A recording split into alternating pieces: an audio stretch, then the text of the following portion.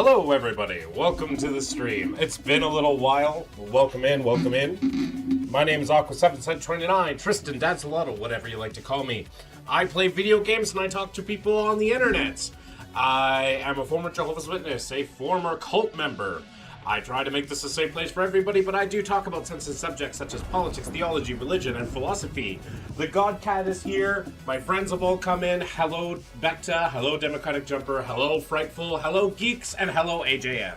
How are y'all doing? I don't know why we're talking about Abraham. Yasmin. Hello. Hello, hello.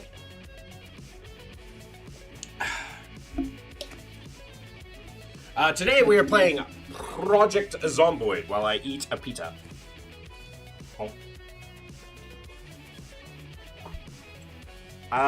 And we continue surviving in our little apocalypse.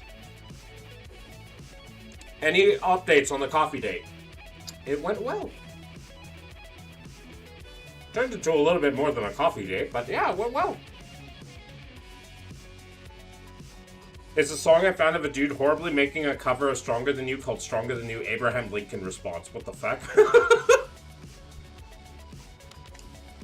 I've heard Stronger Than You Frisk's or Sans Response.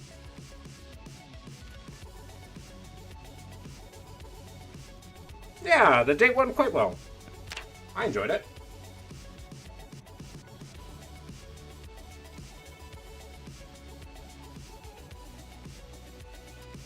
They're still talking to me, so, you know, that works.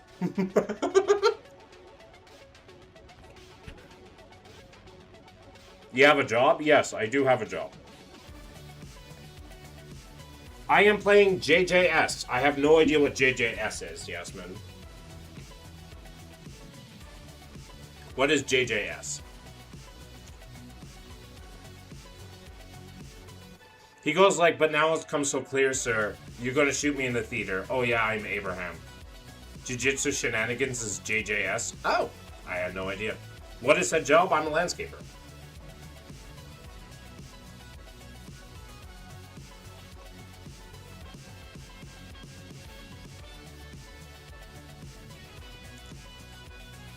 I scapeth the lands. Yes, I do. I make the lands bend to thine architectural and pleasing view. Job is to be a lesbian. Democratic Jumper, do you need to, like, get your ears checked? Because how is landscaper and lesbian anywhere close besides L? It is a Roblox game. Oh, interesting. I'm too old to be playing Roblox, so... I like lesbians, they're cool. Lesbians are pretty neat. They like the same stuff I do.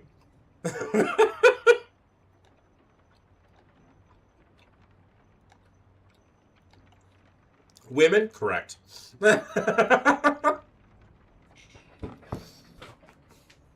This conversation has gone places. What am I supposed to do?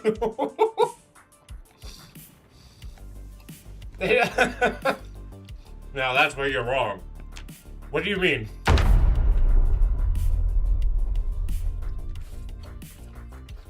Lesbians scare me. One called me a pathetic bottom bitch because I said they had nice hair. Man, that is based. It is a fighting game? Ah.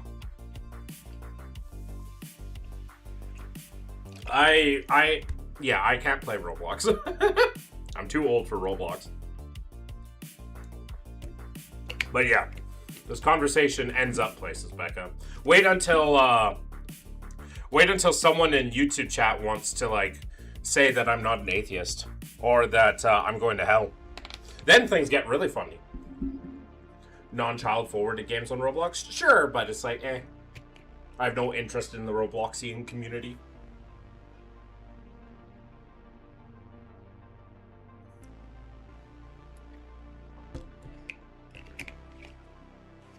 Alright, let's lock in.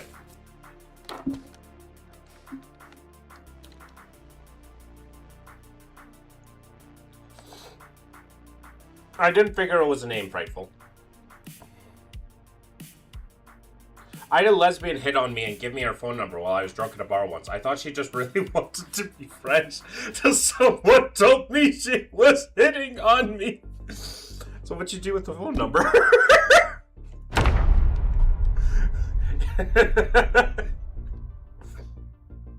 Hopefully you explain the situation. I once made a child ask their parents what, oh. This happened like 2 to 3 times. That feels like an absurd amount of times to have that happen to you.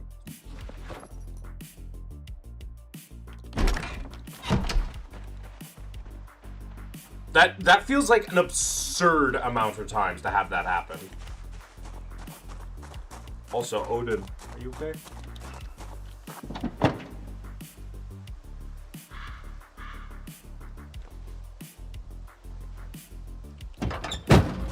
Do you look like a lesbian? You can't just ask that, Frightful! You can't just ask that!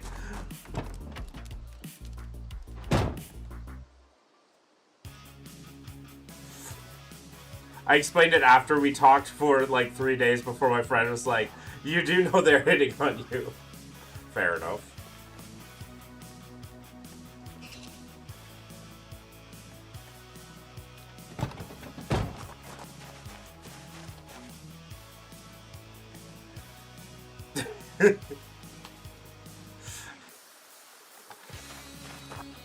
Do you just have a sign in and say, I like Liz, give me your phone number? I don't think so.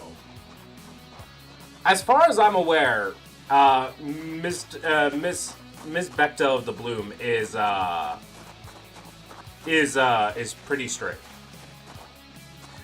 Nubini to Garama, my user is Jackson, I'm at Nubini, you'll be in a vid and I will shoot you out. Nubini to Garama, my user, oh, Jack plays. I have no idea who those people are, nor am I, nor would I care. Houdini! I'm straight as Becca, no clue why I only attract women at bars. I mean, I dated a lesbian once. Of course, they didn't know they were a lesbian at the time. But that's a different story.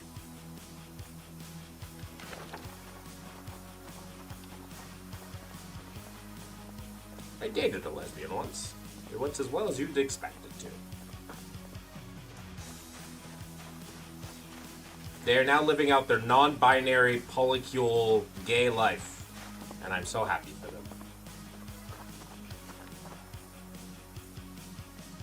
Oddly enough, one of my brothers, also straight, has only had men hit at him on bars. It's genetic. It's genetic.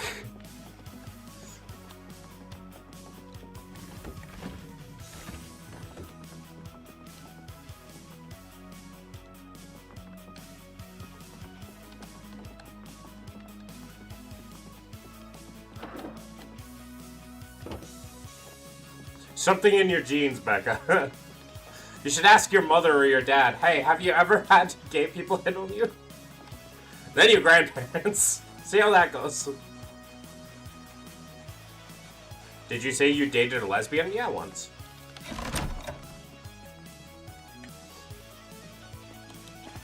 I am back. Hello, Yasmin.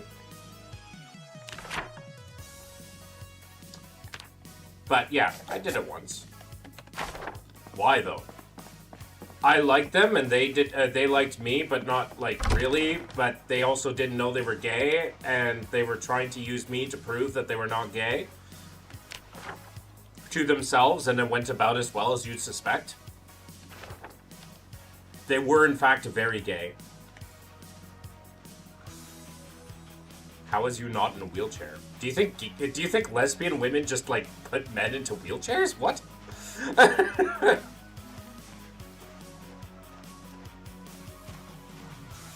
Hey, yo.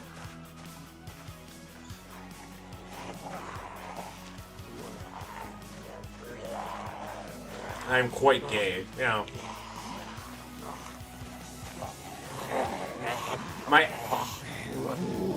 Let's kill these zombies.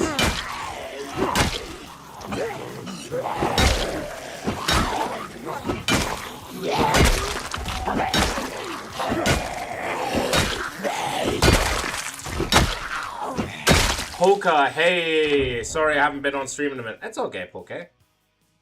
Lesbians known for their extreme violence towards men for absolutely no reason. I don't think so. My ex accidentally liked exclusively dated lesbians for like 3 years. Every girl he dated came out as a lesbian while in a relationship with him. Man.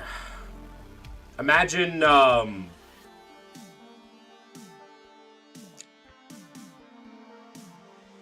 imagine turning women gay because your inability to have...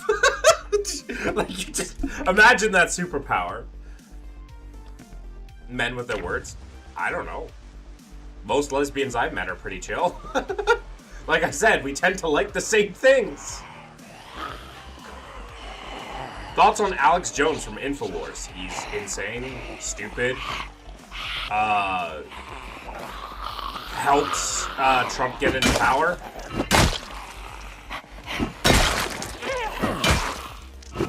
The classic idea of a conspiracy theorist that had very little repercussions on him.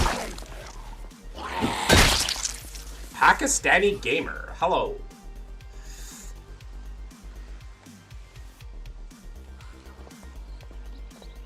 My friend has that power. All of his past girlfriends are now married to a woman. Impressive. You mean like burgers, right? No, we both like women. Women are pretty cool.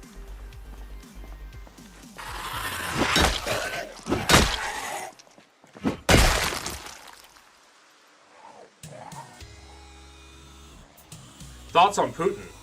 He is a evil person that is currently trying to expand Russia's borders. He's an imperialistic bastard. Bro, stop. I am a kid. Stop saying gay things.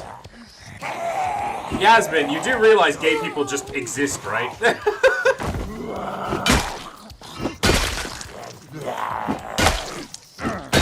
Alex Jones has only ever said stupid stuff. I quote, they're putting chemicals in the water that are turning the frickin' frogs gay. Gonna get him to date a guy, see if I can make them both gay? Okay. I feel like those powers are not as interchangeable as people might suspect they are. Also, if you're a kid, you shouldn't be here, Yasmin. Aqua, say more gay things to upset the child. Men. Is men... Just saying the word men doesn't make it gay. Otherwise, YMCA would be the gayest song in the... Oh.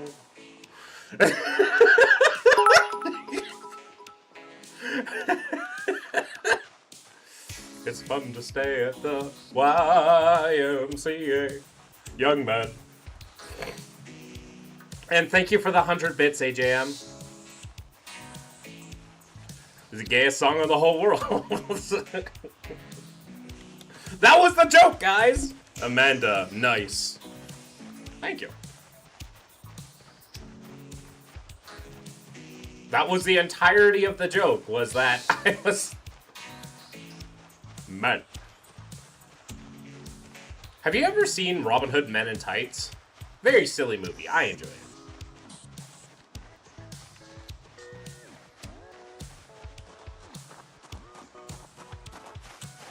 Wait, how did I not know YMCA was gay? Well, I don't know how to tell you this. Who Framed Roger Rabbit? Who Framed Roger Rabbit's also pretty good.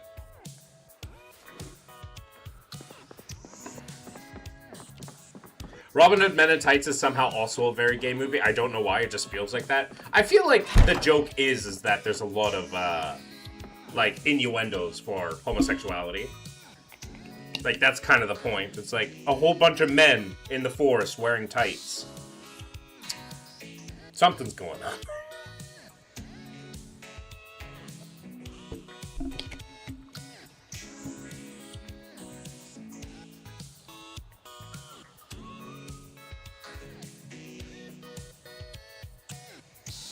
I actually watched, with my date, I watched, Hitchhiker's Guide to the Galaxy, which was a lot of fun. When I killed those little building creatures that learned how to spray whipped cream at everyone passing by. What? The child in YouTube stream is gay, but is scared to admit it, so they deny the existence of gay people? Occasionally. If gender can be fluid and can be solid, what's a gender gas? I don't know. Adding beans to... probably... A gender gas is probably when you just make a polycule have an entirely bean-related diet.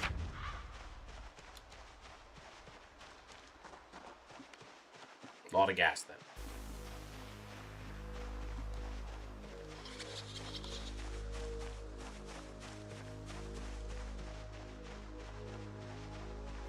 My pronoun...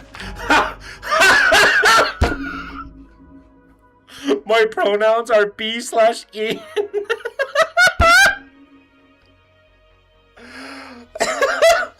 pronouns are B/N.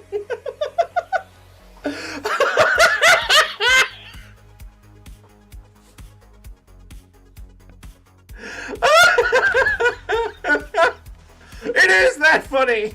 My pronouns are D/nuts. My pronouns are he, them, because I will never be him. Well, thank you, Aaliyah. There's several emojis. I asked Google for the best Michael Jackson CDs, and it said, how about you CDs nuts? Got him. RCUM.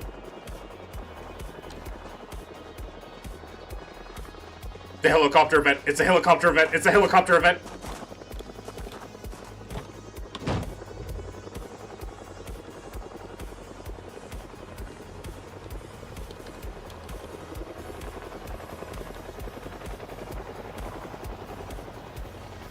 I have to lock in, chat.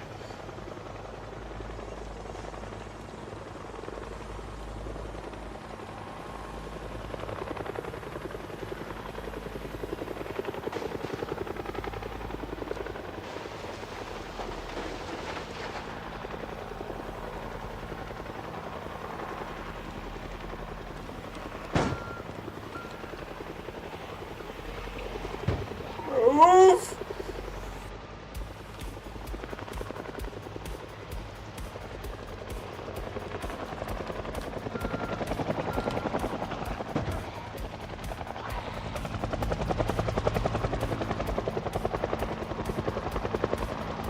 Okay.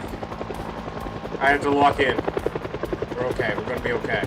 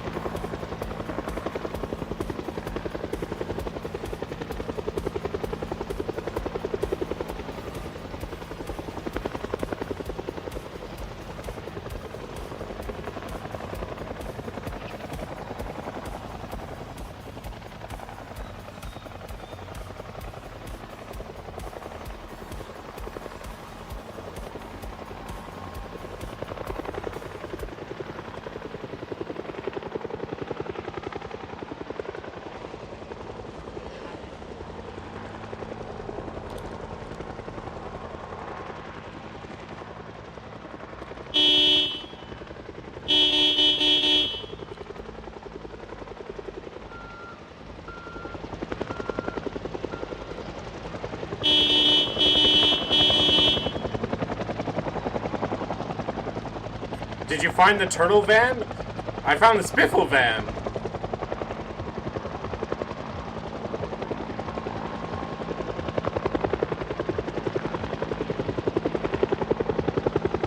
Alright, I can actually read this stuff now. Okay, what did I see? For some reason, the Reddit of one of my favorite games is having a war because a character is gender fluid. Oh, boo fucking who? Gay people exist. Fantastic.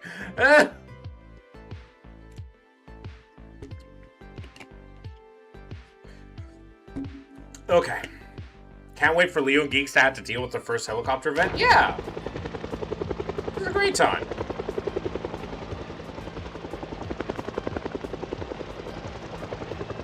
Now, what I'm trying to do is get the helicopter event to kind of pull most of the zombies out from one of the towns that I'm working in. Hopefully that works. god cat. I can pet the god cat. Look in. Your time has come.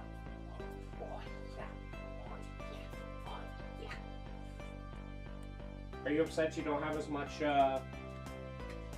my date, what's the cat again? It's Odin, the god cat. Odin. My date came by and I actually got to see him, and she loved him. So very much.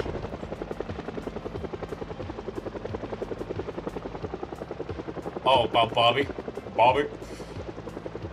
Do you mind telling me what you're doing over there, sir? Oh, of course. It's a big galaxy. Bobby can exist.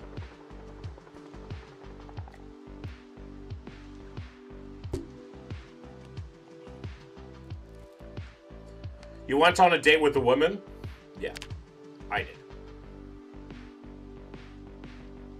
Play Gory Kill Teating on Roblox, please. No, I don't play Roblox.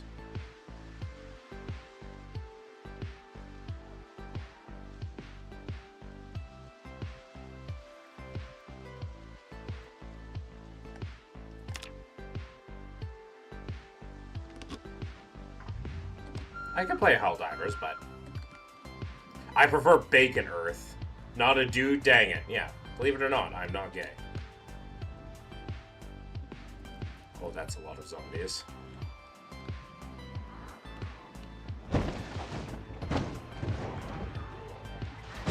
No! No, no, no!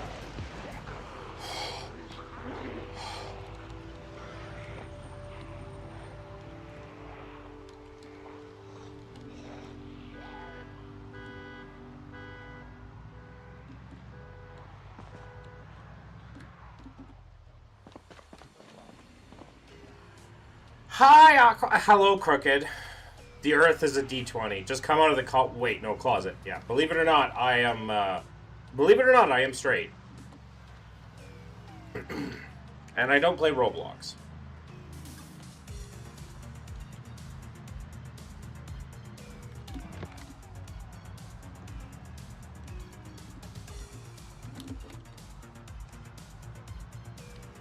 Prove you're straight. Show your birth certificate. Ah, yes. Because my sexual identity will be on my birth certificate. Yes. Because that's how that works.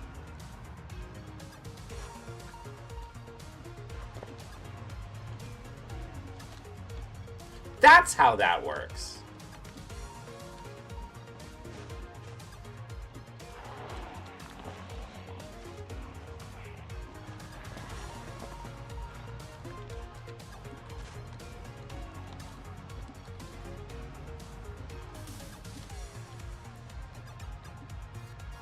Oh, that's a big crowd of them.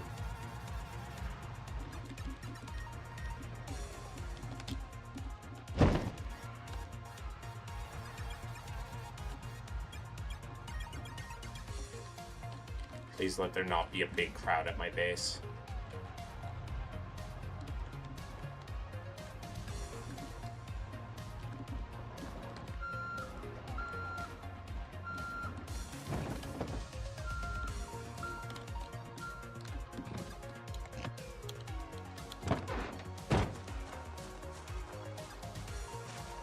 Not a huge one.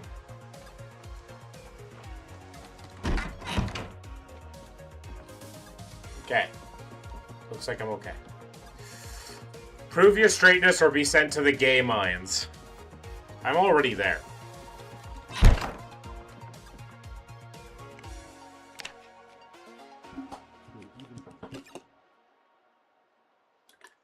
I think it's actually kind of a rarity for my chat to be straight.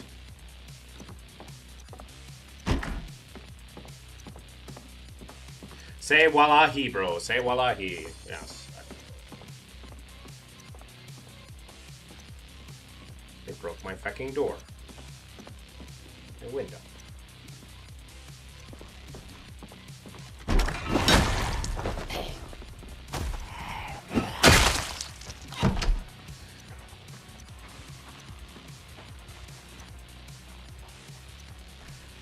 Straight to the gay bar. Anyone demands that you display your straightness is deeply closeted and is trying to find a way to stay out of the gay minds themselves. I mean, that would be the case if they weren't already very, very gay. I bet you they am.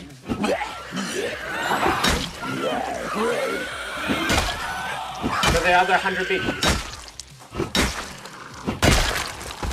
What's the culture we're in? Topster, I was a Jehovah's Witness for most of my life. I left 5 years ago. COVID gave me the ability to start thinking for myself and start learning critical thinking.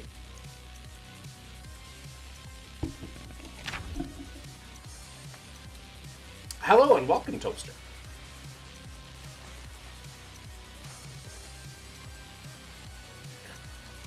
That looked boring. Project Zomboid? You try to survive this. Bet you can't. Especially not in settings I'm doing.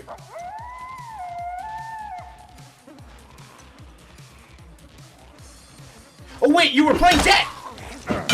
Aqua, you were a millennial, aren't you? I'm not a millennial. I am Gen Z, believe it or not. Rila! Anyone asking for my straightness is getting a right hook.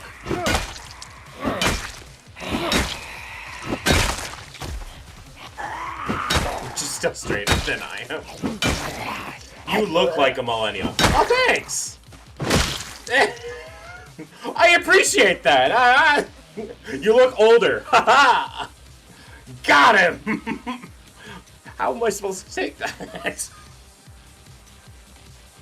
Don't lump me in with this crap. Rila, you look like you're from Gen X. Don't even.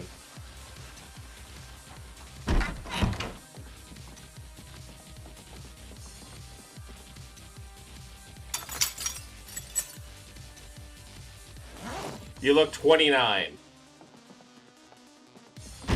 Aqua, yo.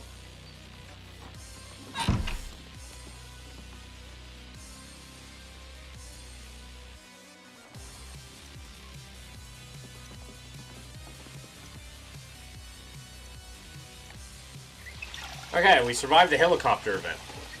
The first one. Now we have to survive the other ones. Doing Rila dirty? Doing Rila dirty is easy.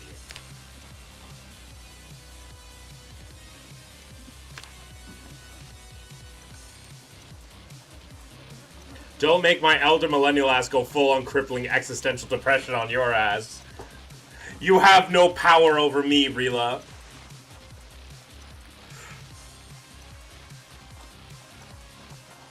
Aqua, you're a nice man at the age of 45 years young. Uh-huh. Why is a child talking again? But yeah, it's crazy to me. Like, I actually talked about this in one of my Aqua's thoughts. People have this weird fantasy that gay people don't exist. And it's like, gay people exist. Gay people have always existed, and gay people will continue to exist no matter what you do. So, good luck.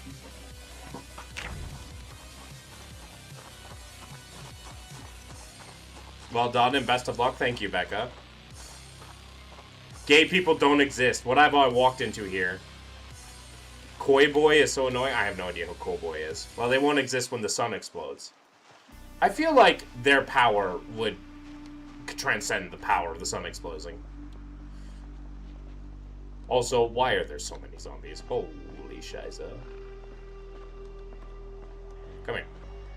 Come here. You're a fake and a fraud. There you go. Gay power is stronger than a supernova. Koi Dog. I have no idea who Koi Dog is. I'm not even subscribed to Mr. Beast. His content is boring, and the only reason why he's relevant is because he spends absurd amount of money, and people are just hoping that they will get a chance to get it. I said it.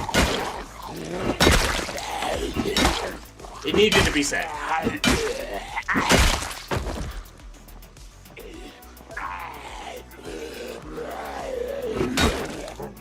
Is it Mr. Beast Mormon? No, but he's recently done some stuff for the Mormon Church, I believe. Like, he got sponsored by the Mormon Church or something.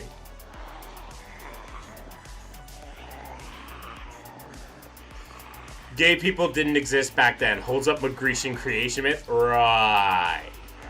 Yeah, Sappho was just really good friends.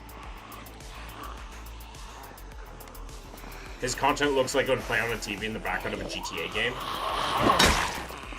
His content is just completely irrelevant. And also kind of nasty and boring in a lot of ways, too. He's like, hey guys! Play the entirety of Greece was gay, they invented gay. Not really. Gay people have existed long before them. I never liked Mr. Beast or his content, always felt so fake and manufactured. Yeah, that's, like, it's, all of it is fake, and the only part that's real is the absurd amount of money that people spend on it. People see Mr. Beast's content and see, like, the chance to win the lottery. Beast is and was problematic? Yeah, I know. His idea of content is throw money at poor people and have them do stuff for him.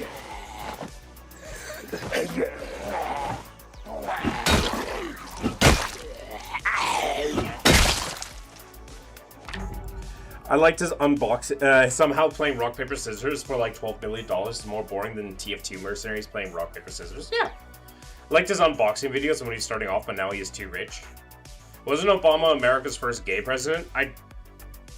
No. That was Andrew Jackson.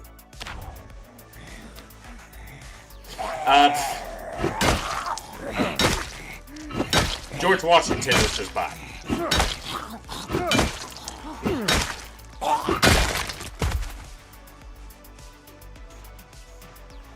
God, that's a lot of zombies. Who the fuck is Andrew Jackson? You'll know when you're older.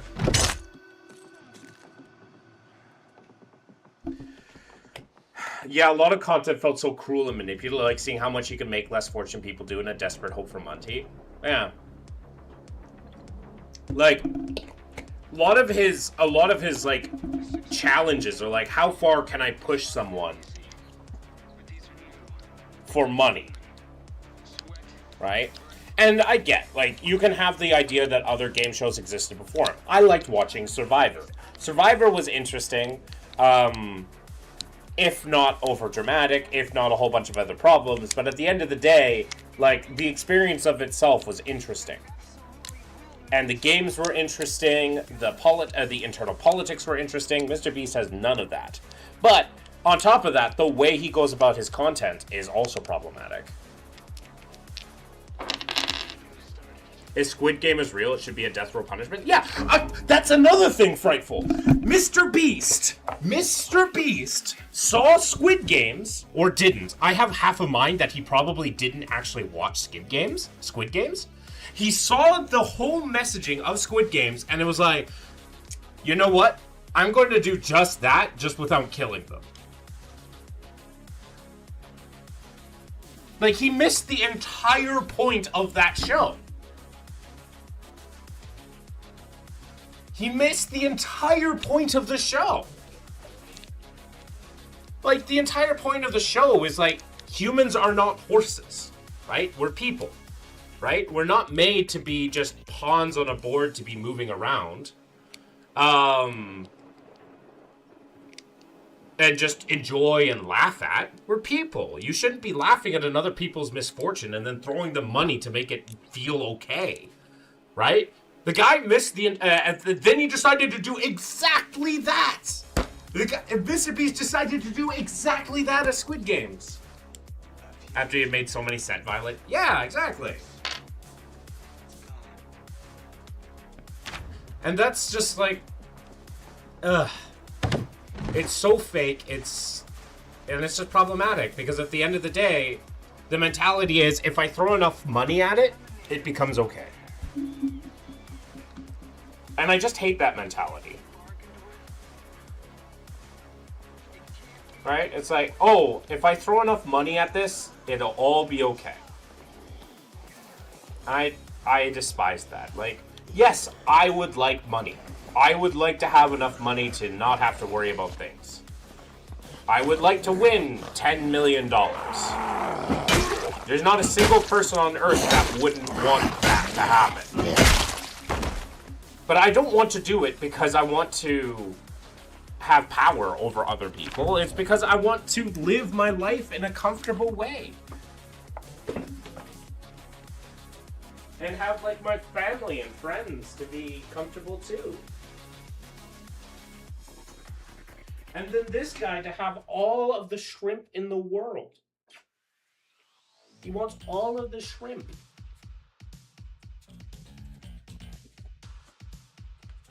I want money. I don't want to fight a 100-year-old to get it. Yeah. Like, I'm not going to climb over the backs of other people just to get money. And that's why I pressed the blue button.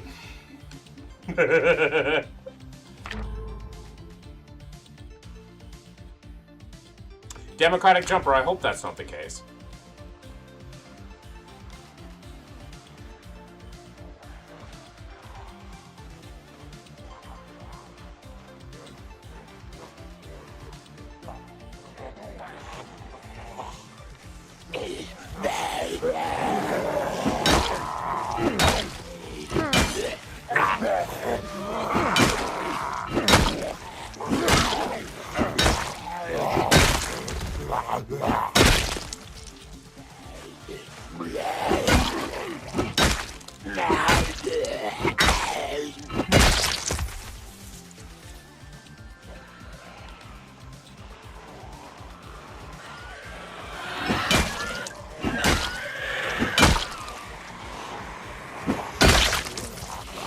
Remember the main protagonist, Squid Game, wouldn't do that for 45.6 billion? Precisely.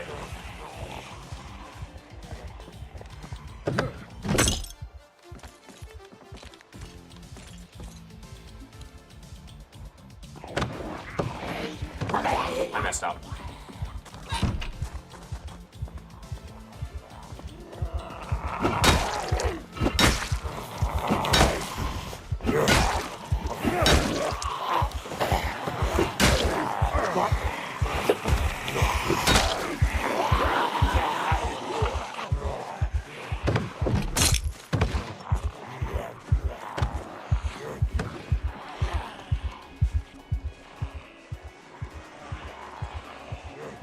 $45.6. I would kill everyone on Earth for cash like that. And that's problematic in and of itself. Huh. This has become a slight problem.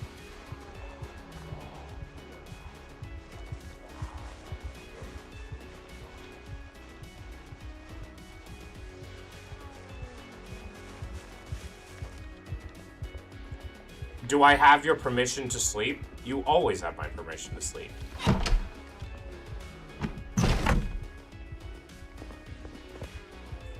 Watch ASMR videos for half an hour, then sleep. Felt awful for the people who were in the Squid Game thing. I saw reports that he wasn't feeding them enough, was not getting the water regularly. Like, he marked it as a game that was safe and stuff, and it was straight up miserable. Several people got really hurt. Yeah. But it's okay, because he can throw enough money at the problem and be absolved of any wrongdoing. Their meds in with security or the medical team or something. Been a while since I researched this a little bit, but I know they took the people's meds and said they would give them the meds and they needed them, and then would just not give the people the meds they needed, so people were forced to go without, which is wild. Yeah, and then it was all fine because, money.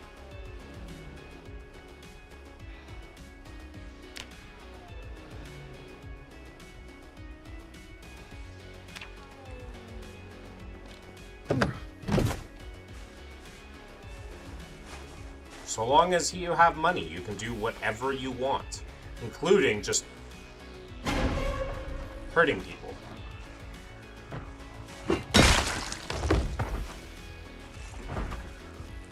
As shown in the Squid Game, yeah.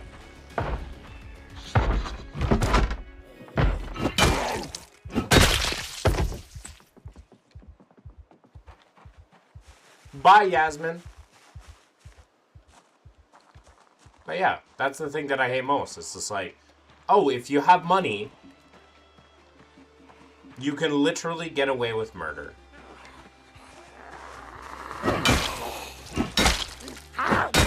Look at Kevin O'Leary. One of the worst Canadians to ever exist. And his little boating accident. There was also at least one challenge where his lack of rules for it resulted in a large men ganging up together and just beating up and hurting women and older people so they could get all the so that they would be on the same team together. Well, yeah. He has no idea what's fair. It's not about what's fair, it's about what has money. He doesn't put thought into the games. He just has an idea to put into the games. Throws money at the set. To him, the game is secondary to how flashy everything is.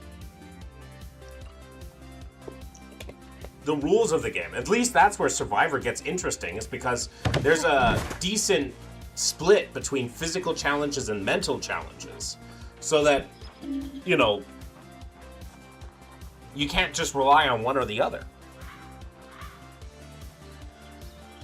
And the whole format is like, there are some times where you're like, yeah, I need stronger people on my team right now, or, you know, slightly weaker, so I personally have a chance at winning. Like, Survivor does that really fun and really interesting. I liked Survivor. I had no regard to ethics, legality, or morality, even if money is involved. However, I can also earn money sitting at it, and that is far less effort. I don't know, I just view it as like,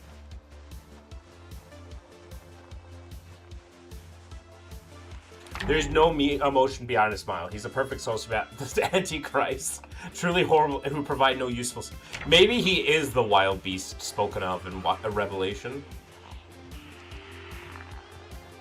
He does have those little caps, right?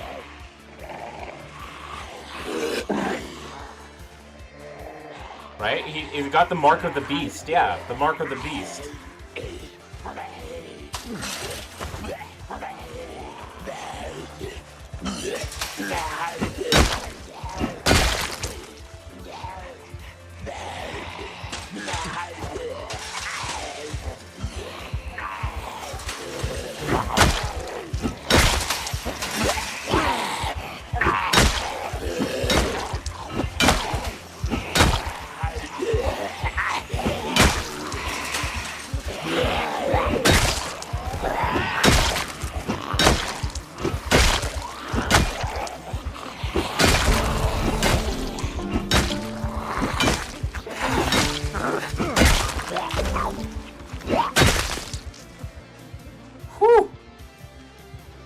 That was close.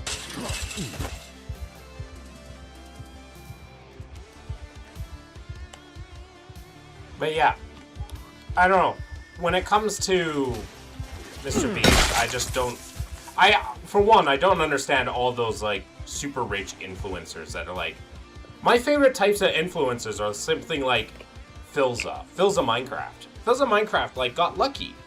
And then is able to do, and he has such a simple life, and he got married to the love of his life. He plays, and he does content creation for a living. Like, if I want to be like anybody, I want to be like Philza Minecraft. Get a lucky break so that people can see my content and see that it's worth the time, and do it full time. He's not like uber wealthy, but he's comfortable. And he's doing something that he really enjoys. And he got to meet some really great people like Technoblade. And some really not so great people like Wilbur Soot. Or Dream.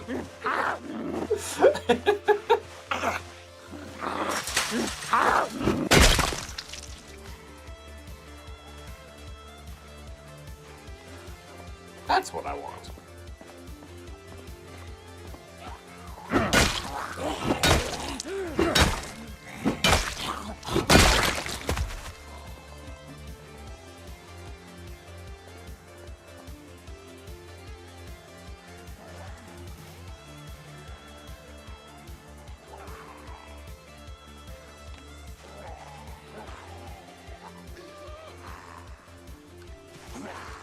But yeah, Mr. Beast is something that I did laugh at how upset he got when he did a collab when I think it was some Minecraft user. He had them judge. It was Tommy. It was Tommy in it. Tommy Simons. Yeah. The guy's like 5 out of 6. Immediately was like, you meant a 10 out of 10, right? Name one thing that wasn't perfect about it. And Smile got so forced and upset when the YouTuber's like, nah, it was good, but not great. Yeah, that was Tommy in it. Tom Simons.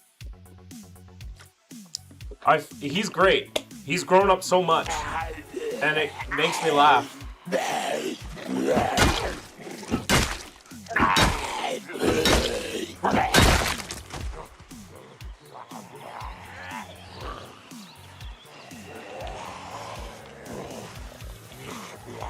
But yeah, everything he produces has to be perfect. But none of it is. Right? He's built up this brand, this image, right?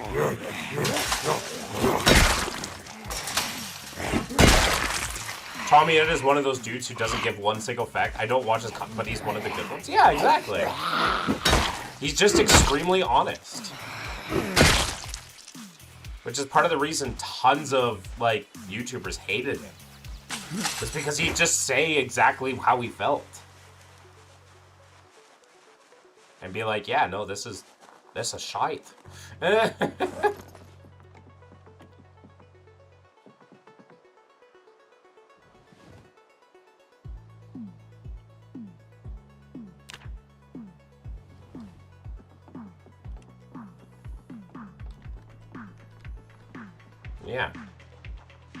I enjoy his content. It's fun.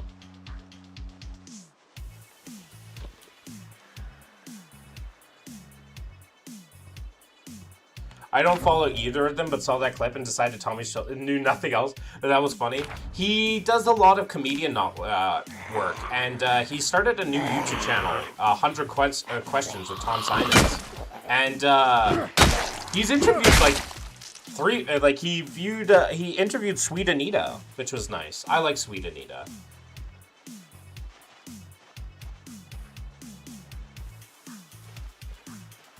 I mean, simply because of, like, my Tourette's, right?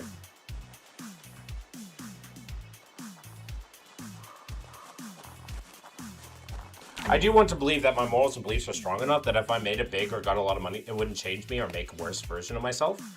The amount of money that people need for it to actually start physically changing them is so absurdly large that I don't think any content creator has even come close to the amount, right?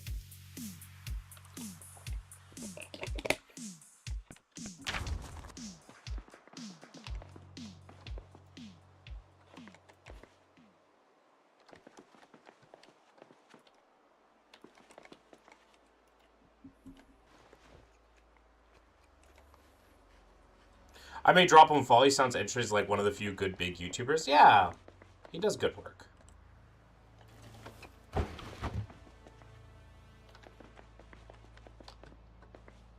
Butter.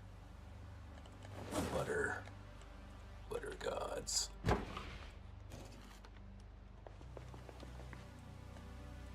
Cheese.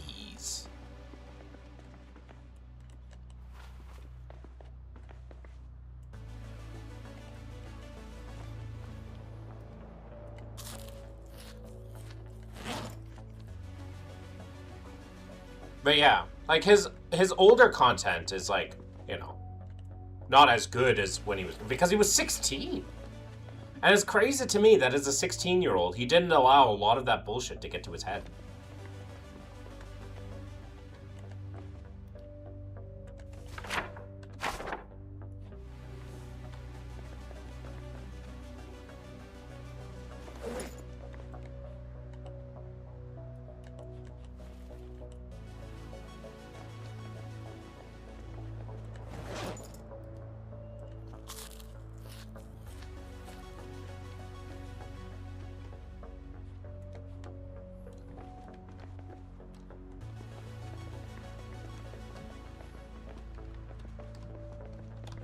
Is there a gun in the store? No, there's not.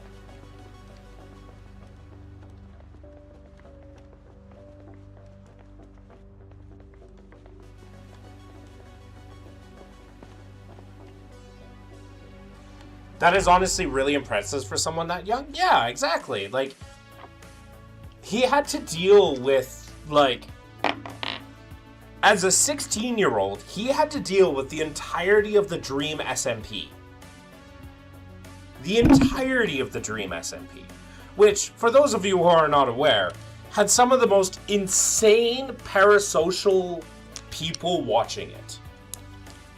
Like, the most insane parasocial people. And it was at the height of COVID, so everybody was home. Fanatics were running high. And the entire time, he stayed relatively grounded. Relatively. Yeah, there was some times where things messed up, and yeah, there were some things that he regretted, but he was open, he was honest, and he isn't like Dream himself, who is in scandal after scandal after scandal, because his ego does not allow him to say sorry for anything. And then, at the same time, that Dream guy decides to, like, pick on, like, a 16, 17-year-old, 18-year-old, and, like, because of his ego. Then you had, like, Wilbur Soot being the way that he was, but, like, he had, like, you know, Philza and Technoblade. Which were great. And then he has Jack Manifold now, and a lot of friends there, and some of the friends were insane, but a lot of them, like, were super nice.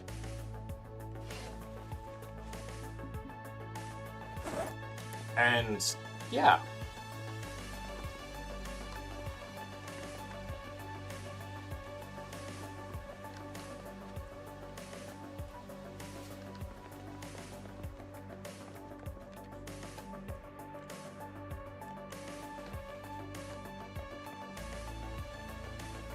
But through it all, he kept a relatively good head on his shoulders, which was nice.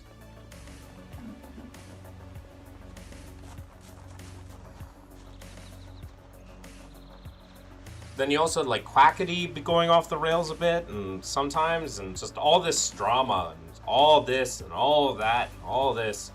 And through it all, he's fine. And it's, to me, that's why I also like Philza. Because Philza, anytime he saw anything bad happen, he's just like, nah, not dealing with that. And just, like, doesn't even really talk about it.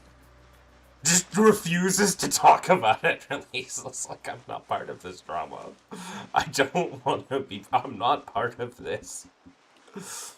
And I feel like that's me, relatively. I'm like,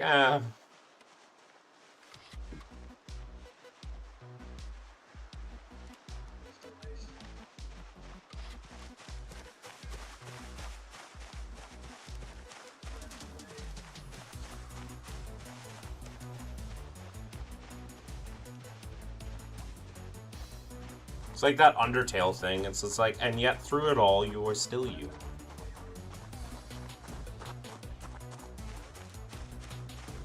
Through it all, you are still you. What other YouTubers do I despise? I don't know. Mr. Beast is just one of them.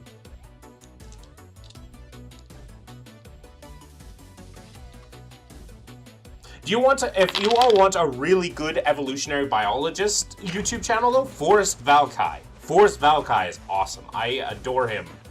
And I want him carnally.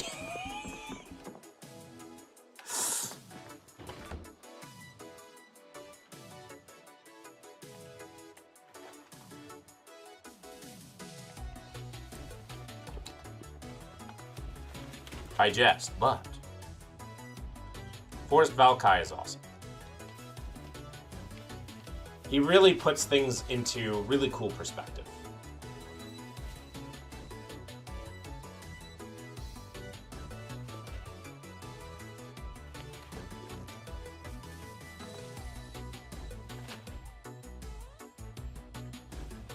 That maybe some, like, evolutionists completely and utterly miss.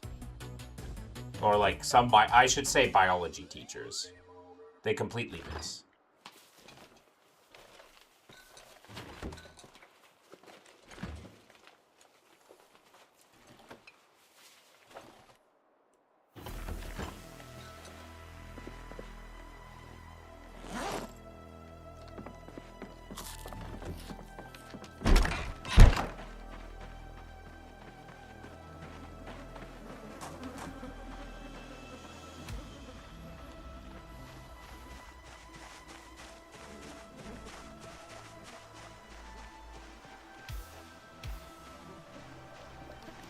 Oh, that group is far too close to my home.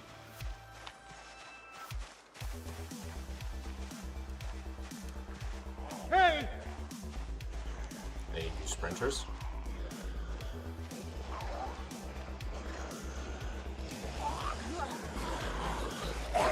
One of you sounds like a sprinter.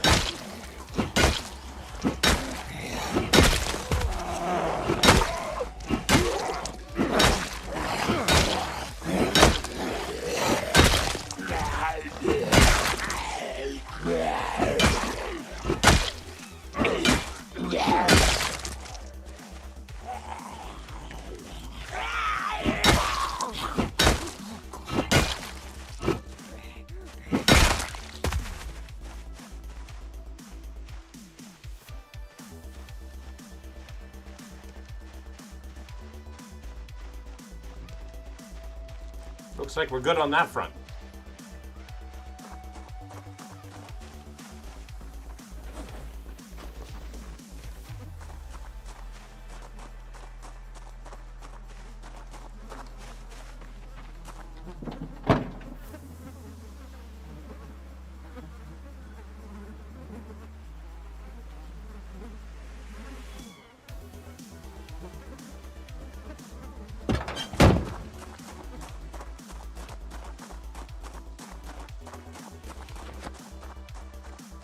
Also, Becca, if you're still here, I haven't found a military backpack yet.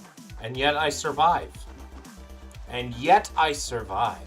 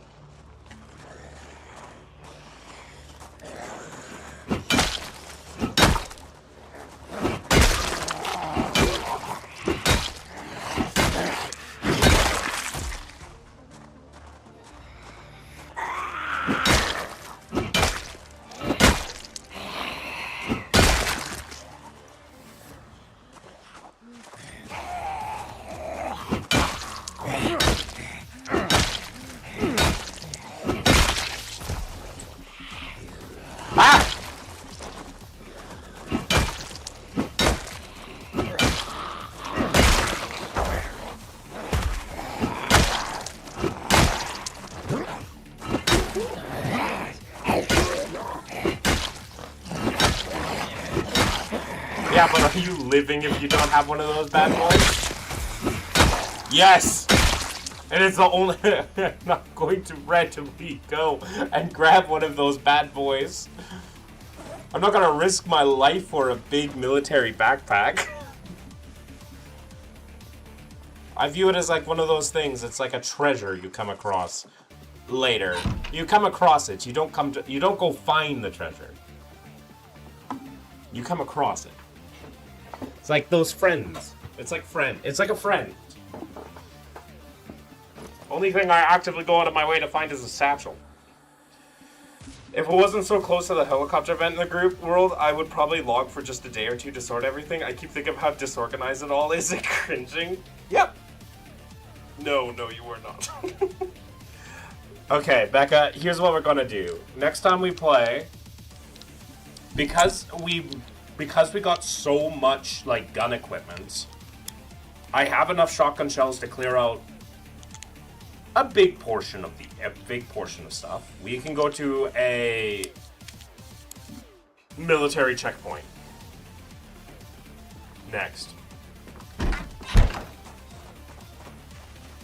The big backpack is the best thing in the game aside from the plushies.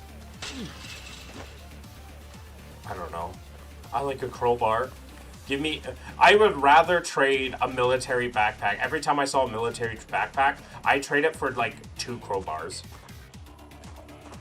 Give me crowbars or give me death.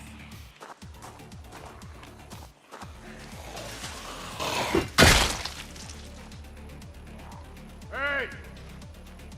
That may have brought in a little bit more than I wanted.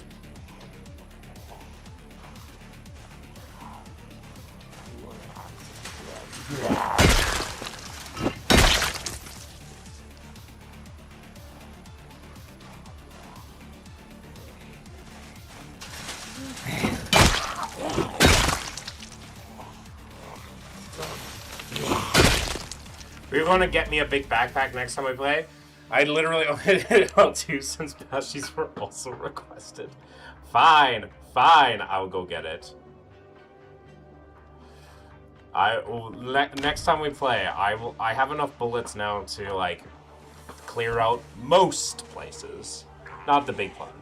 We do not play this game the same. Listen, I play to fucking survive some of the hardest modes in the game. Not even some, the hardest modes in the game. I have other priorities. Go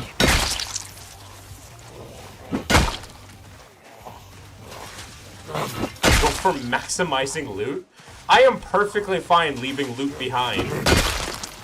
If it doesn't mean that if I don't have a place to carry it. Like, I'll just come back. It's not like the loot carries off anywhere. Bitch.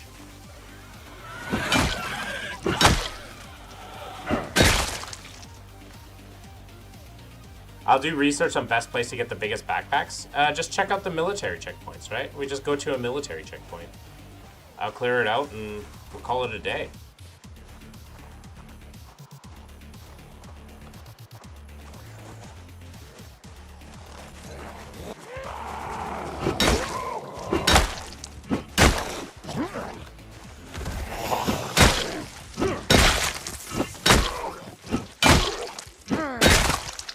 I still just keep my loot priorities, but why though? My loot priority goes as follows. Weapon, weapon, weapon, weapon, weapon, weapon, weapon. Have I found a weapon? Okay. Have I, find enough weapons so that I can kill a few thousand zombies safely. Okay, I've done that. Now I get food, food, food, food, food. Do I have enough food to make me last for another month? Alrighty. Then I can go looking for tools and stuff.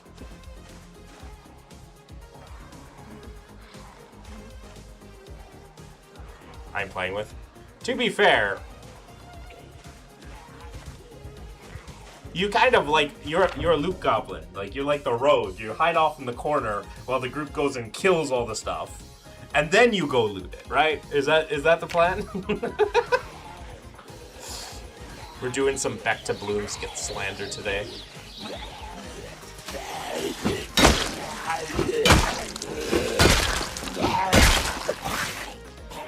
Weapons and food count as loot. Yeah, but, like, backpack is not either weapon or food.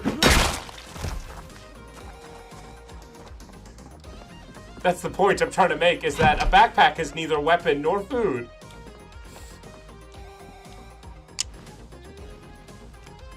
And you can always just do multiple trips instead of one big one.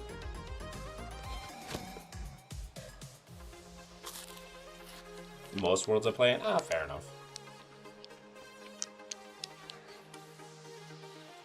We're doing some Becca of the Bloom slander.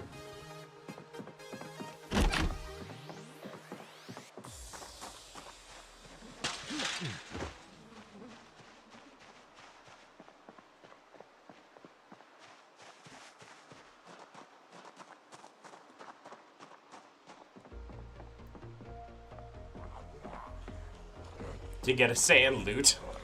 That's fair. I don't know. I've always picked some sort of fighter build, or I've picked a carpenter in multiplayer. Even then, my carpenter build, I just grab a hammer and start beating zombies.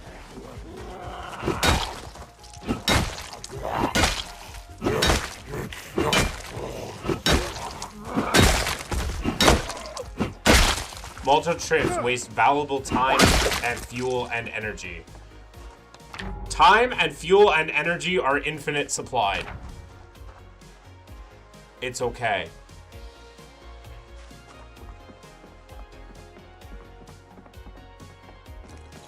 Hey!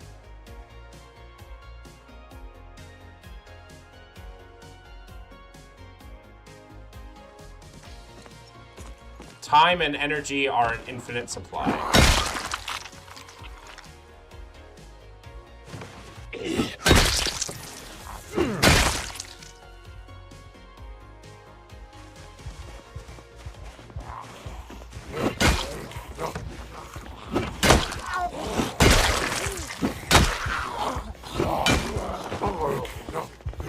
You are not allowed to come in the other way.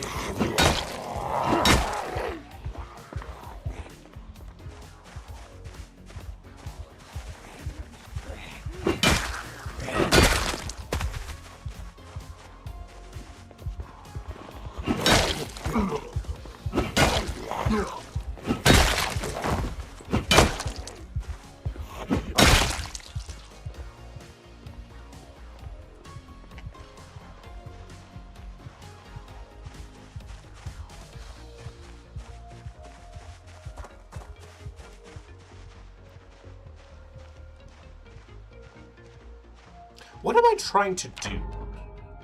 Oh, I want to get to the bookshop eventually. But what I need to do is kill my way to the gas station before the power runs out. I am wasting time now. Killing zombies in this direction when I should be killing zombies in that direction. 350 zombies in 7 days. I didn't even think I killed that much. Jesus. 50 zombies a day on average.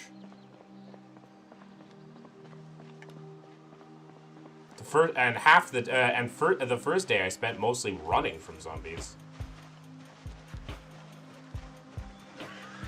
Ah!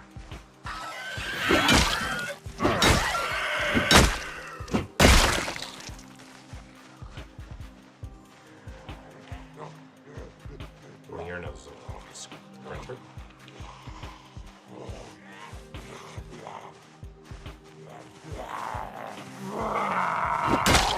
What's that in?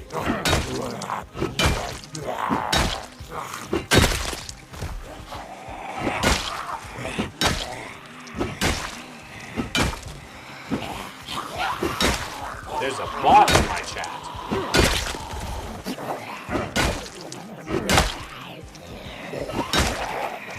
Thank you, Crooked.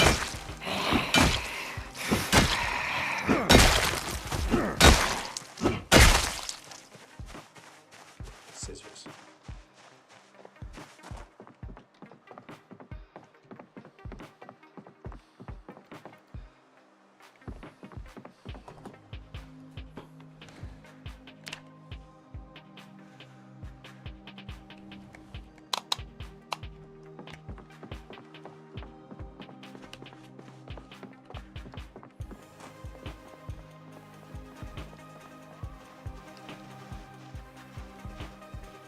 Maybe I can get the van up through here. Let's just do a quick check.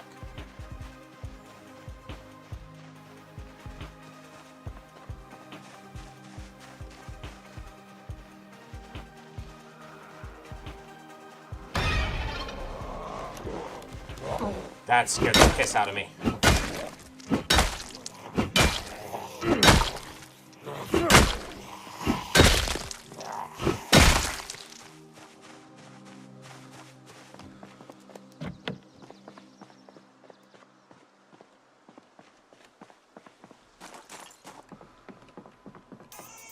Oh! Some books here. Wait, have I even been in here? No, I haven't. Okay, that makes sense.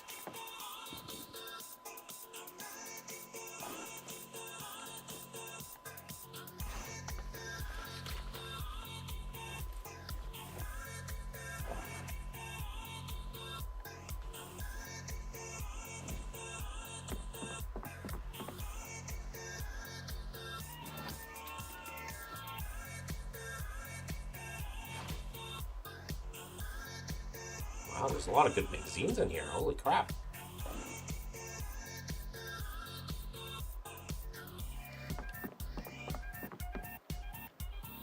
Some good food, too.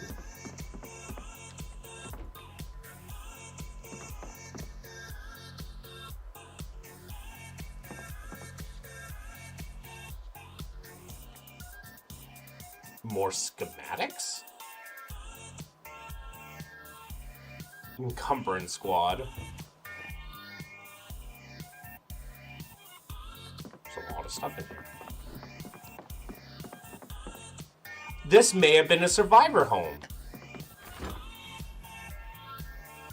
Achoo! Achoo! It just got all, like, ripped apart. Well, that's nice. More, yeah, this place is kind of bad spawn for a survivor home, but I'm not gonna look a gift horse in the mouth.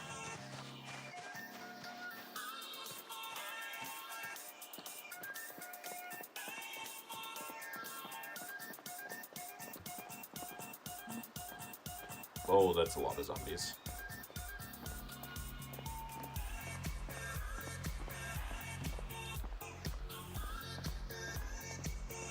Okay, if I can take out this, if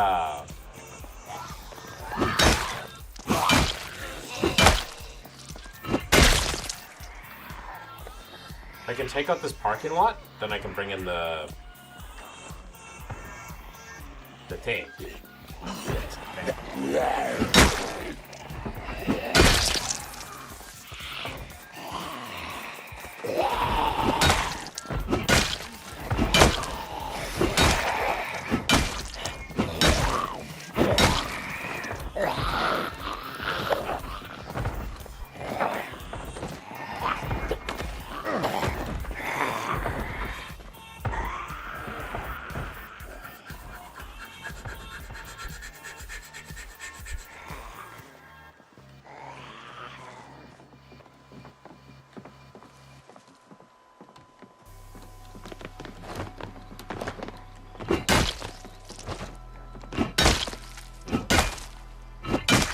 Bad. This was a bad idea. I should not have come in here.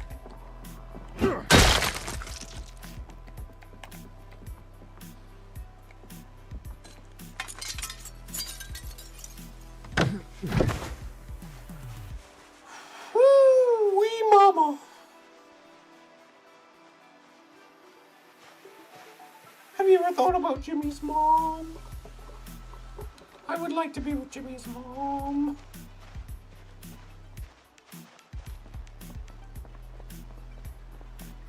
Could theoretically throw a Molotov, but there's a good chance I'm going to have problems with the idea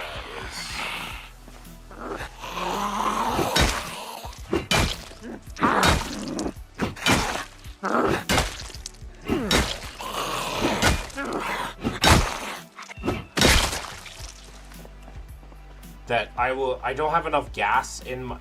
Man, I need more gas, so to clear it out, I need this. Drew Huebner. Remember me? Barely.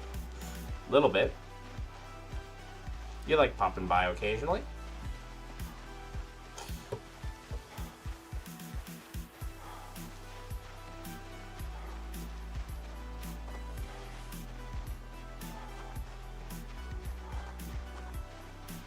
It's not... People are acting like I stopped streaming. I stopped streaming for 2 days, and then people are like, oh my god, he's quit streaming. I'm like, 2 days, guys! 2 days! I had a date! For 2 days!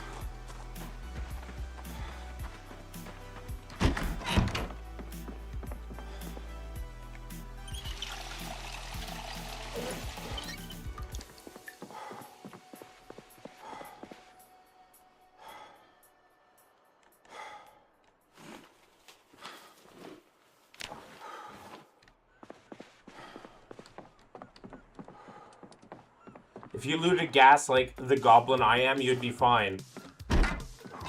How could I loot gas?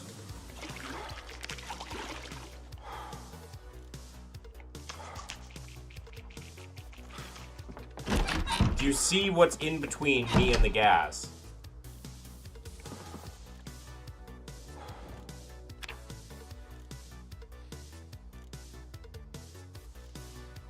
You know what I could do? Seems like a really bad idea. Yeah, that's a bad idea.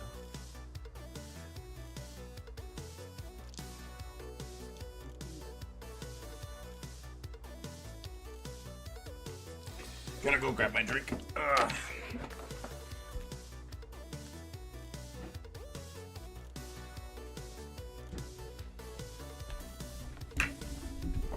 Gas cans have one on you at all times? Absolutely not. They're too heavy. And it's not like I've been able to get past a gas station. Anyways. Loot everything always. Absolutely not.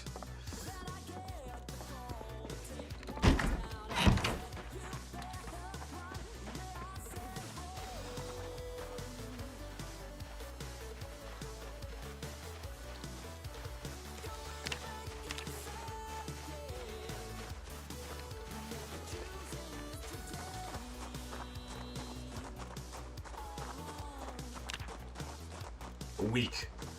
I am strong. I have a lot of strong energy.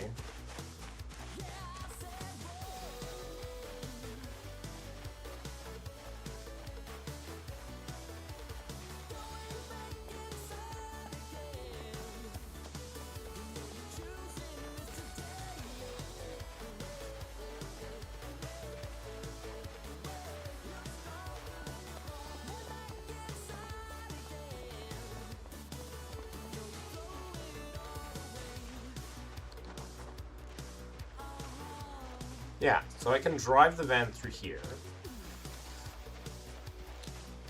And then I just need to clear out that parking lot. They, in fact, paved paradise and then threw up a parking lot. You are weak. Uh-huh. I have strong energy. Tactical energy.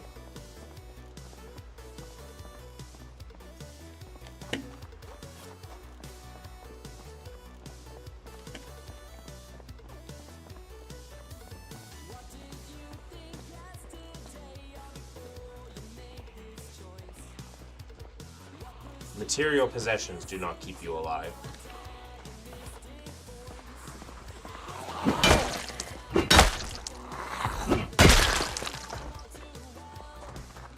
Tactical acumen does.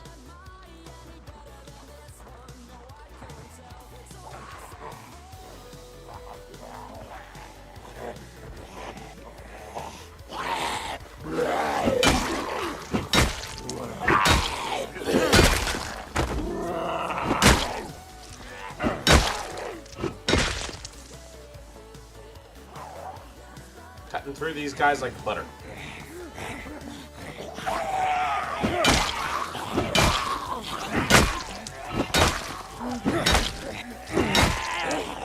They sure do keep me alive.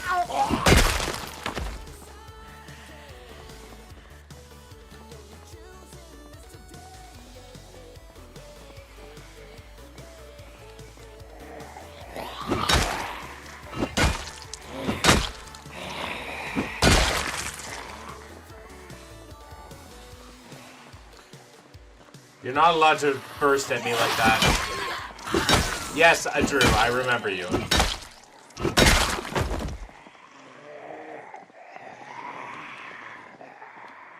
I even remember your social insurance number.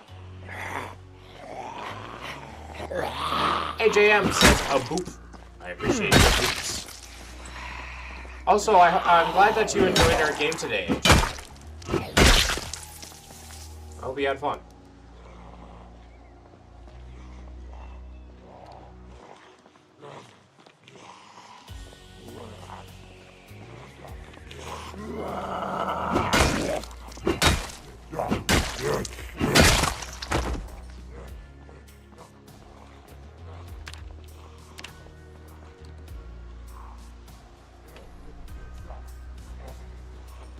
Long blunt skill is level 4.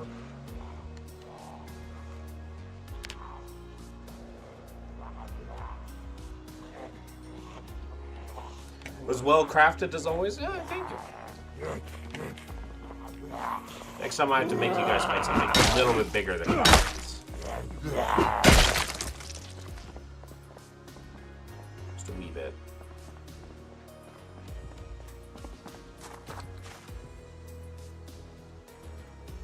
Join finally? Yeah.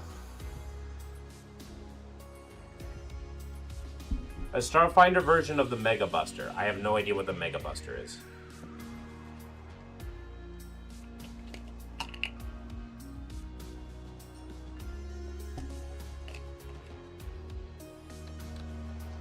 Oh no, AJM, you were perfectly fine. Mega Arms arm cannon?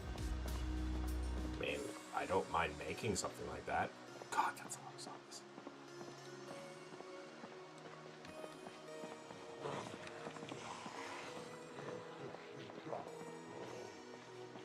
Just wished I could Molotov all of this, but you know. Sprinters exist. Just the fact that sprinters exist ruins so many of my, like, it adds such a fear to me. Like, all my strategies that I normally use just don't work, simply for the fact that sprinters sometimes exist.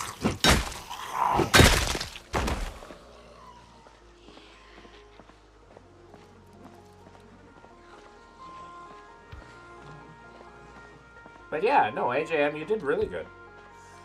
And yeah, we could make something like the Mega Man's cannon.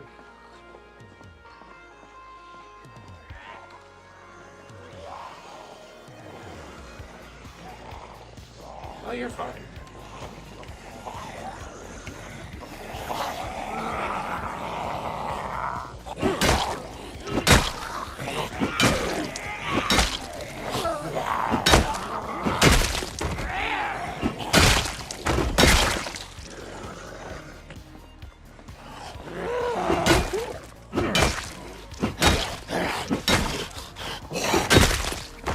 If that was a sprinter, I could have been dead.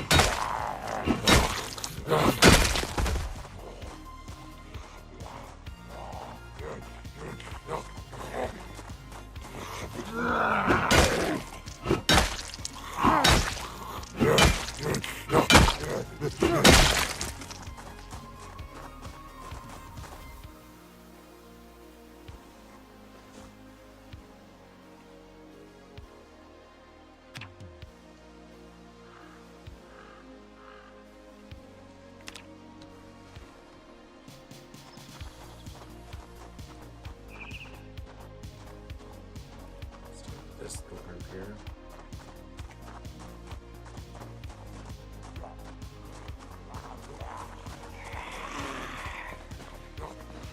Oh, that's a little bit more than a little group. I thought there was only 3. My bad. My apologies.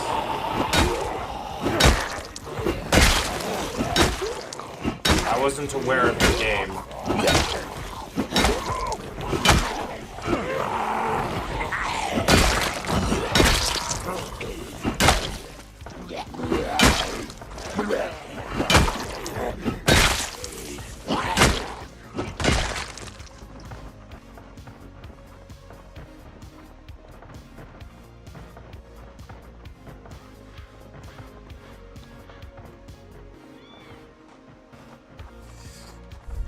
My apologies. I was not aware. I'm sorry, but you threw off the Emperor's groove. I'm sorry!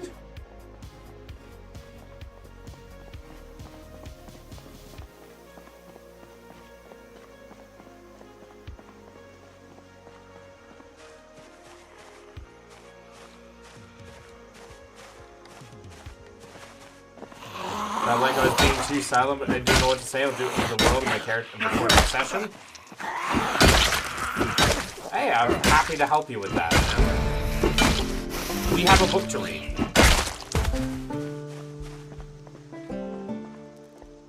We gotta read a book now.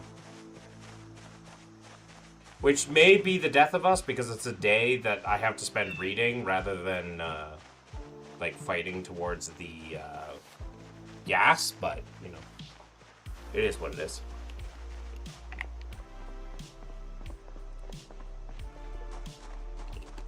Yeah, you're from the UNE, you just have to choose which planet you're from.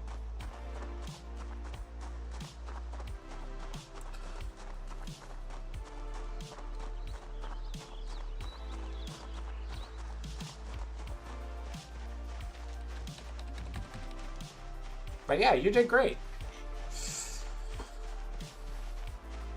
I kind of figured a new way. Like, one of the things that I had to do was kind of break the ice for you, guys, which I think I did pretty well. I'm like, you guys must now RP. I was sitting there, I'm like, okay, they're finding it difficult to naturally RP, so I guess now they must force to be RP. I'm like, you two see each other now. It's basic, but it's consistent with my character. Yeah, Earth is great. Earth has a lot to it going on.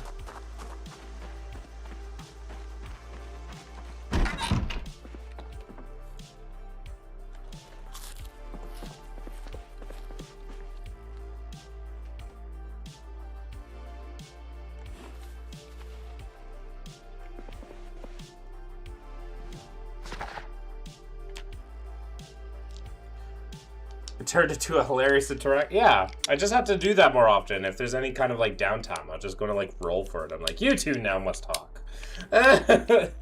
You two. And it turned into fucking the no wings. The no wing slur. I can't believe that fucking Maya is racist.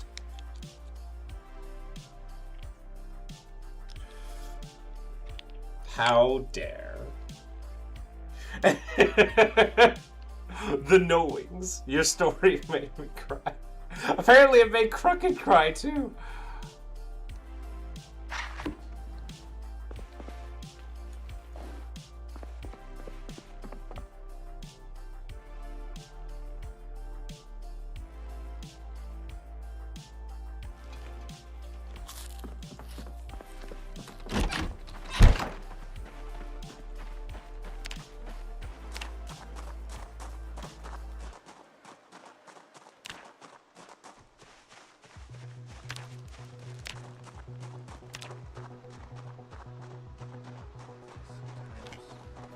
The no wings.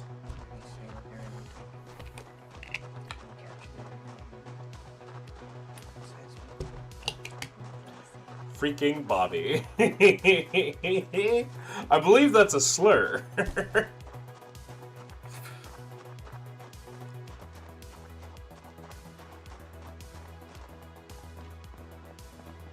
Becca, you wrote the most for your backstory by easily triple. I think comparatively, you wrote triple the amount for your back, easily triple.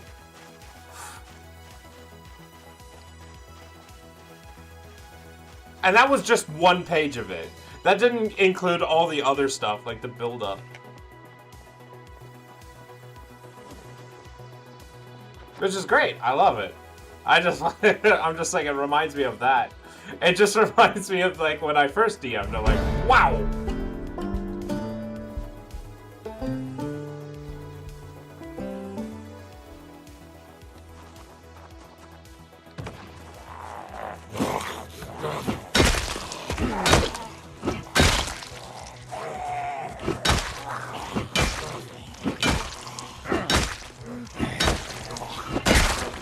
Okay, that's a lot of slices.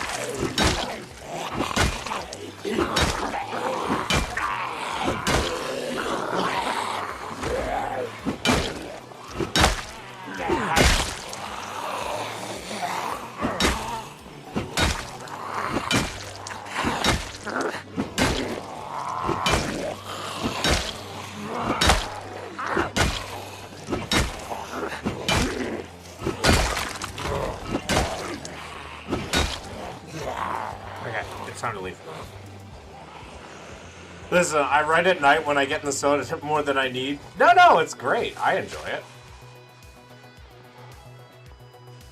Making the backstories of characters is like my favorite part of making characters. The class becomes second story, make them feel and look right and real. Yeah, no, I enjoy every second of it.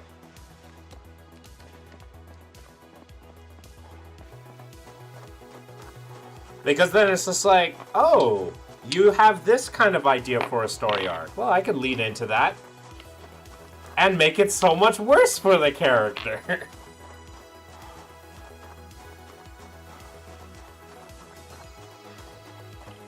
Like, I saw what thing you picked for your fecking,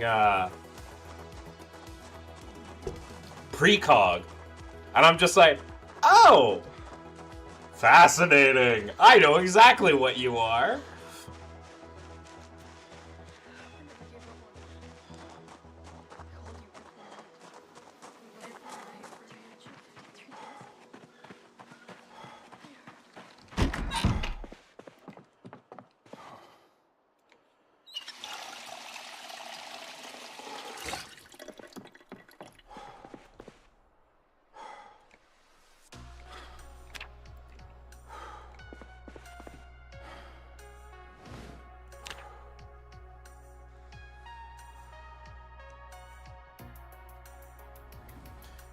Something I don't have on my last character. To be fair, with this is more of a long-running story too, so that makes sense. This is I hope to turn this more into the epic that it deserves.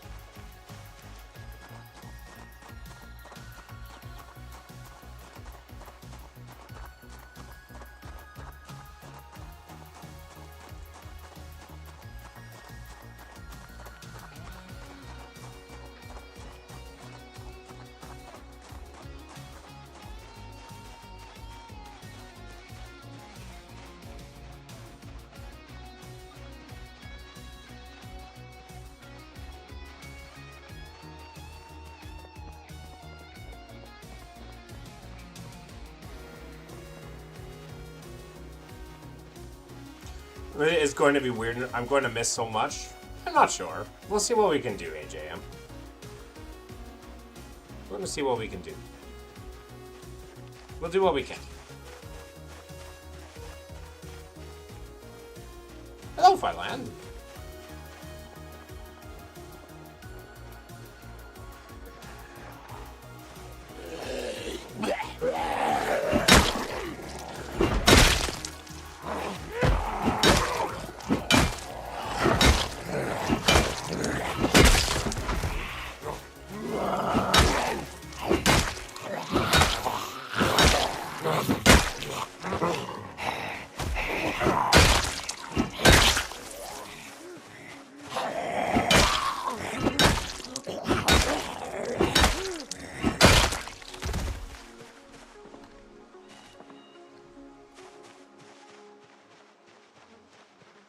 Alright, a lot of spiff. I'll sit on everything and ask for you. I can make it a session over. Fair enough.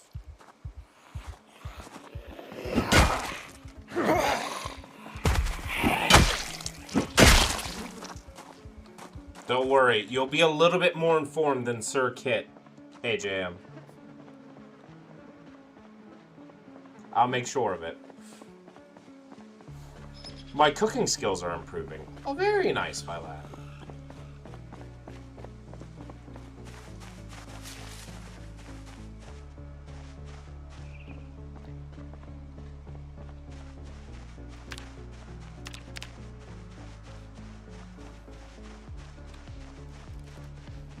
What did you make today?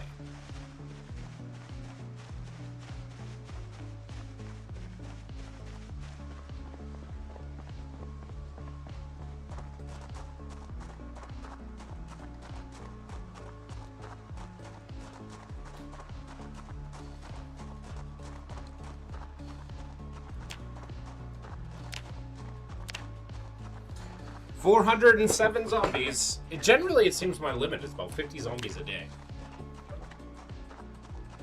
Which sessions I'll miss? Fair enough. I will entangle my future spouse with my cuisine. Fair enough. I mean, for my date, I made her eggs for breakfast. She seemed to enjoy it, so that was nice. I think she was surprised that I could cook. Like, bro.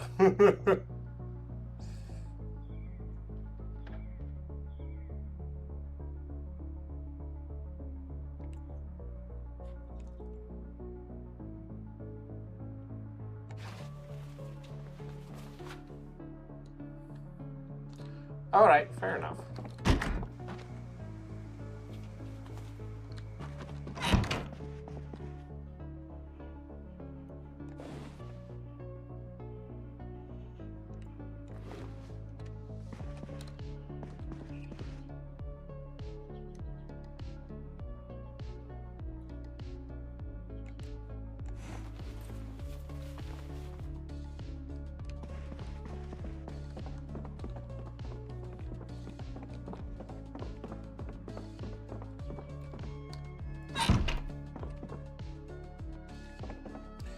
Breakfast after coffee does sounds like it went well.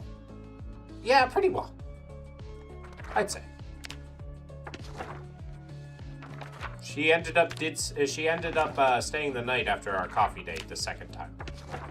Coffee date turned into like dinner. Dinner turned into her staying the night, and then dinner turned into making breakfast in the morning for her.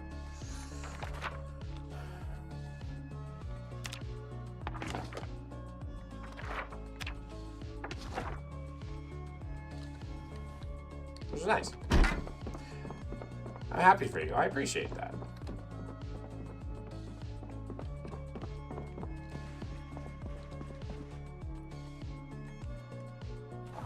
I hadn't been that content in a while. If all of you are thinking something lewd, no. I was just content to be just with having someone here.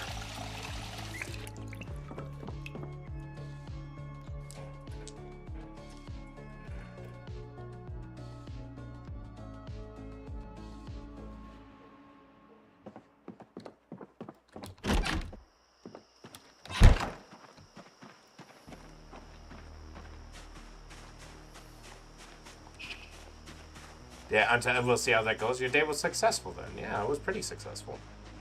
Yeah. We'll see how things happen in the future. I'm not trying to move too fast. My keyboard has issue. Nothing wrong with that. I should make some food in this game.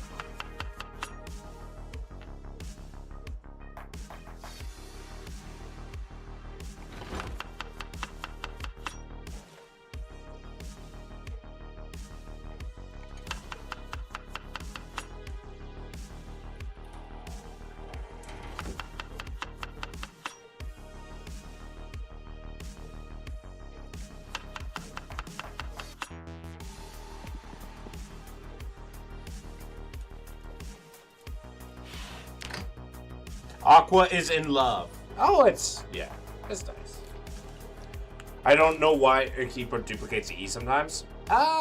Could be just a wire cross somewhere.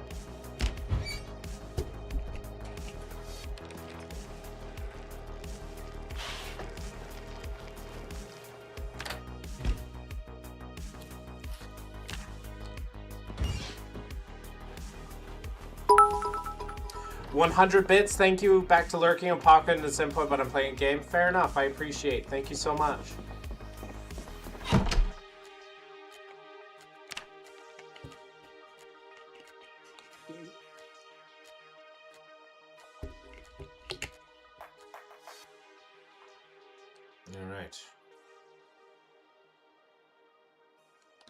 Power is still on. Hopefully it stays on today. Do we still have water? We do.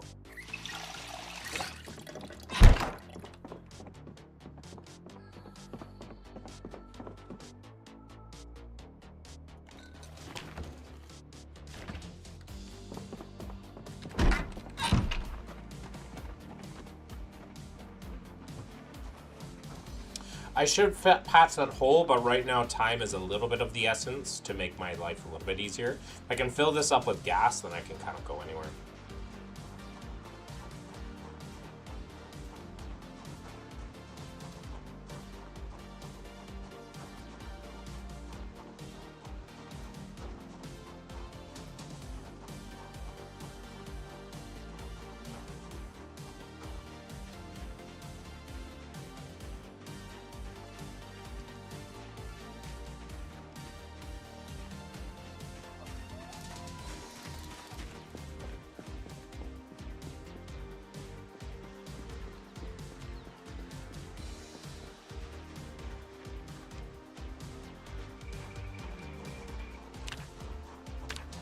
Alright, 407 zombies killed.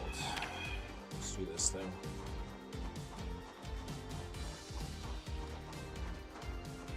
Look how close those guys are.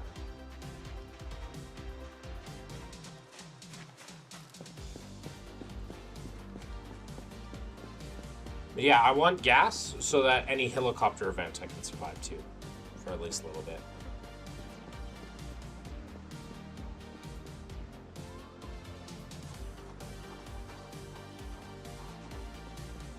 We're almost close enough now that I can just grab the van too and fill it up. We're getting there. Group there. Group here.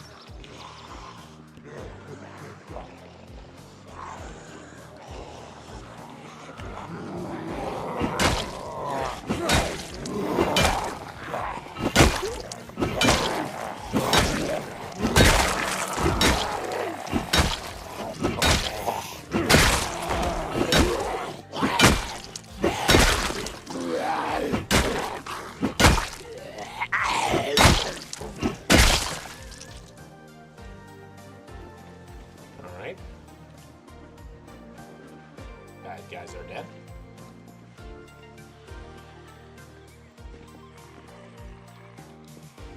We only have like 2 more groups so.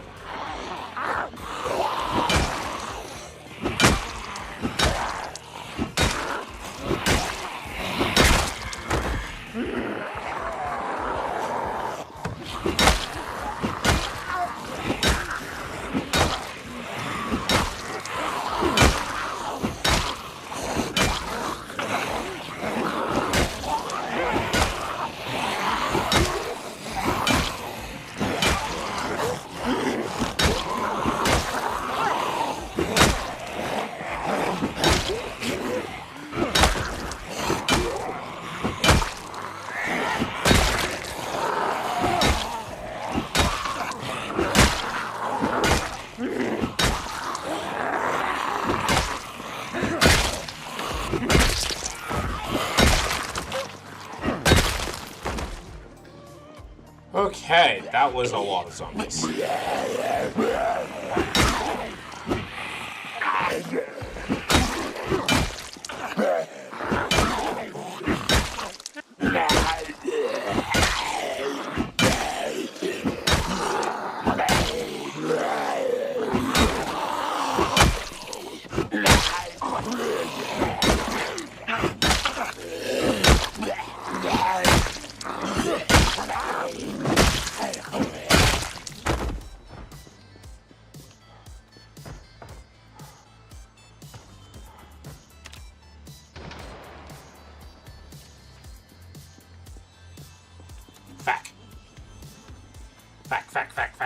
that meta then.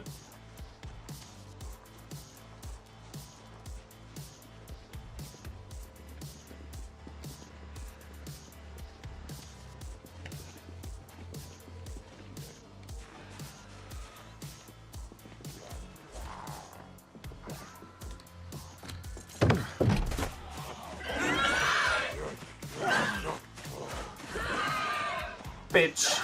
Bitch.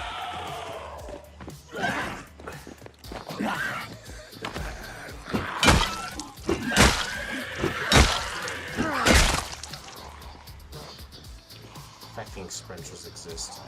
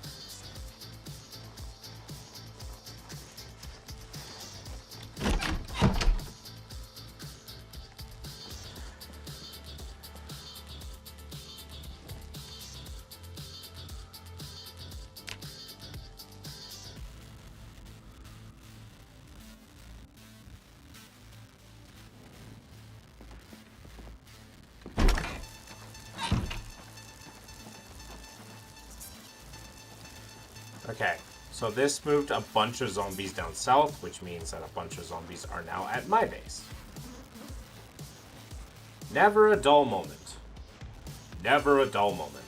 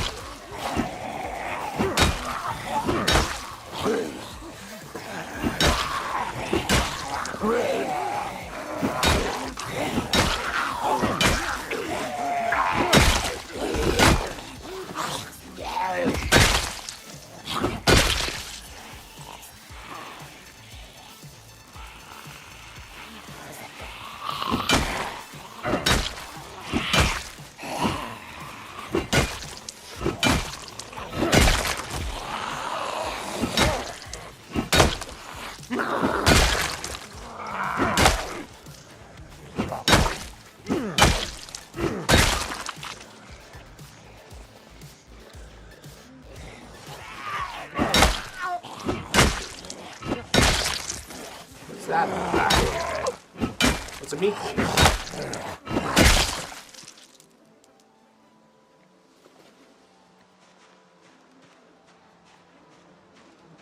Uh, 430 zombies.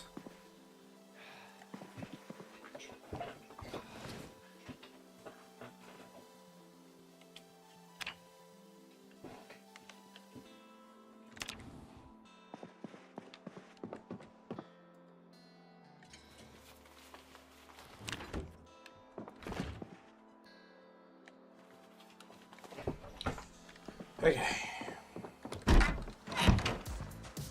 Do a quick look-see around the base. Make sure that we haven't been riggedy wrecked. Zombies going south that way.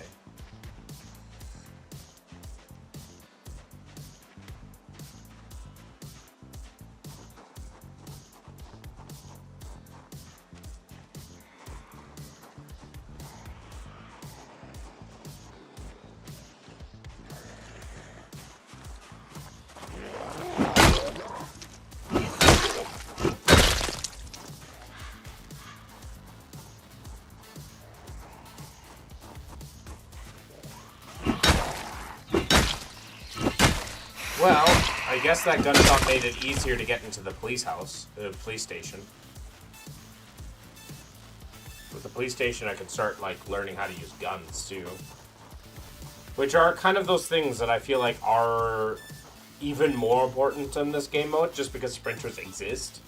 And so the ability to draw in a bunch of zombies, kill all the sprinters really fast, and then do what you need to do, sounds pretty good.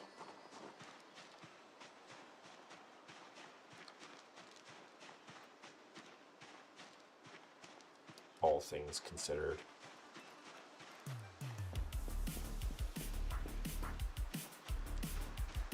Hey!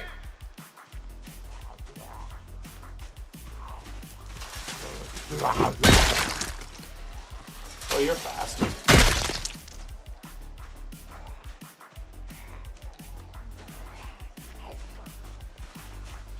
If I land with the pop, pop, pop, pop, pop.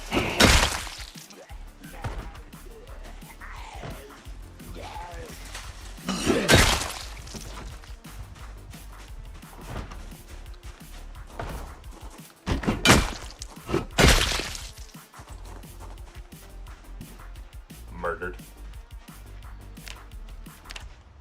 Just like that, 7 kills.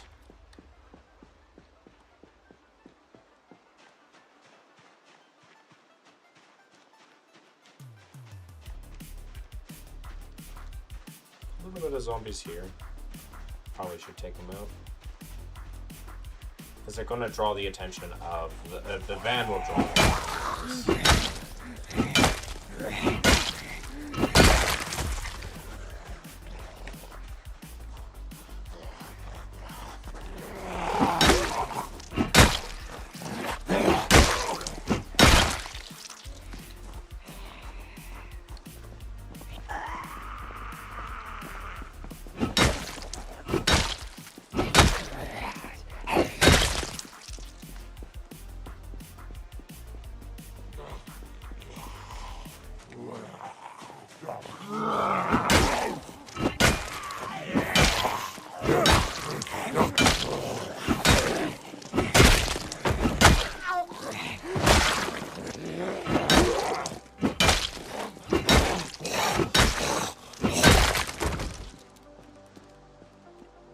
Okay. A bunch more zombies have been killed.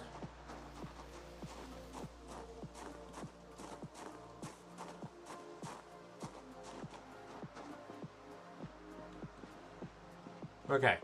When I kill these zombies here, majority of them I should be able to drive in and take care of what's left.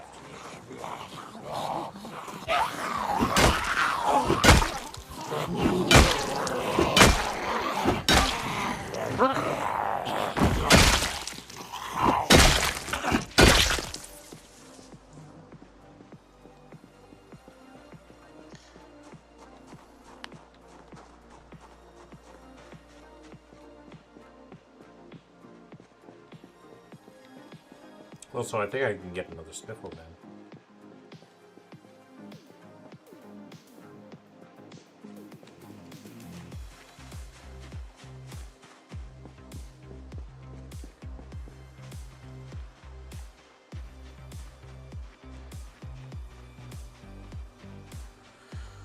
Okay. Now, if the power goes out before I can get gas, I will be very, very upsetty spaghetti.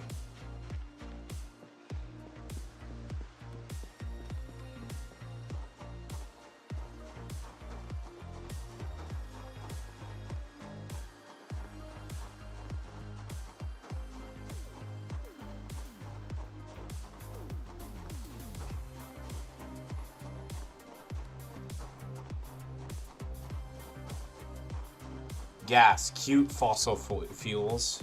Unfortunately, it's 1993. Other options don't exist, and also in this game, which doesn't make much sense because in 1993, like, there were definitely like solar panels.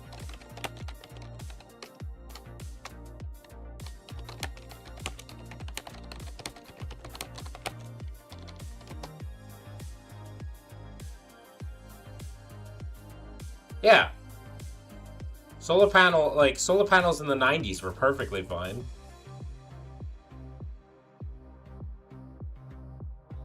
So, like, you should try to find were there solar panels in Kentucky?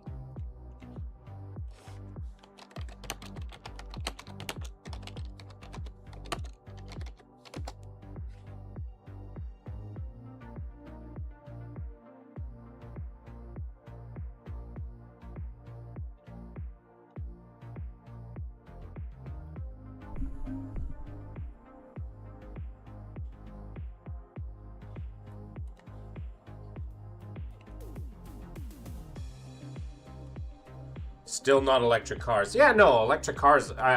But just for like wiring up my base.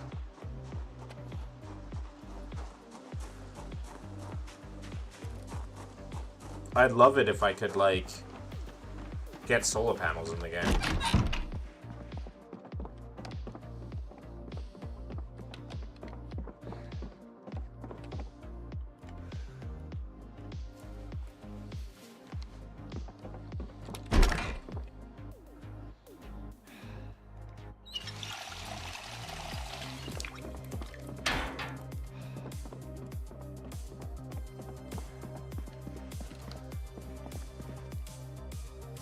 I don't know why you don't, why you would. They're pretty good sources of energy.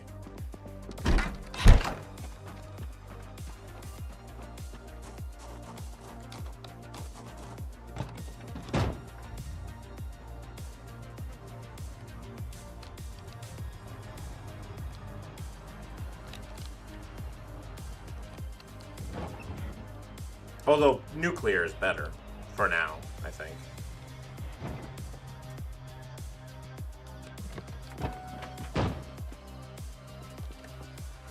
I guess that becomes a different problem for later. Was there a meta event that I wasn't aware of?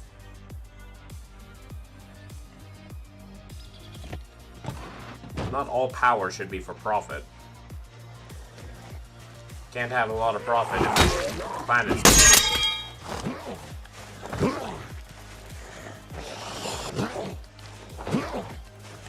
Can you go down?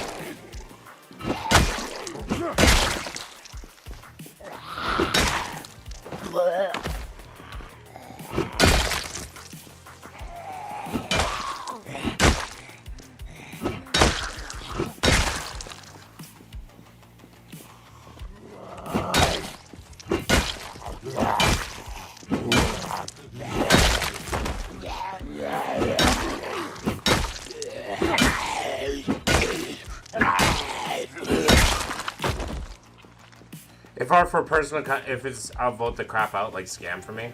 I don't know. Perfectly fine. Oh.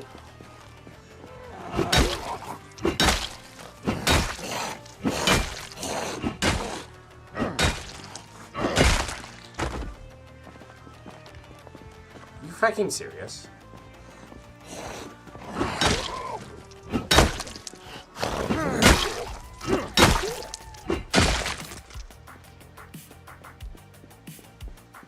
Anybody else? No? Okay.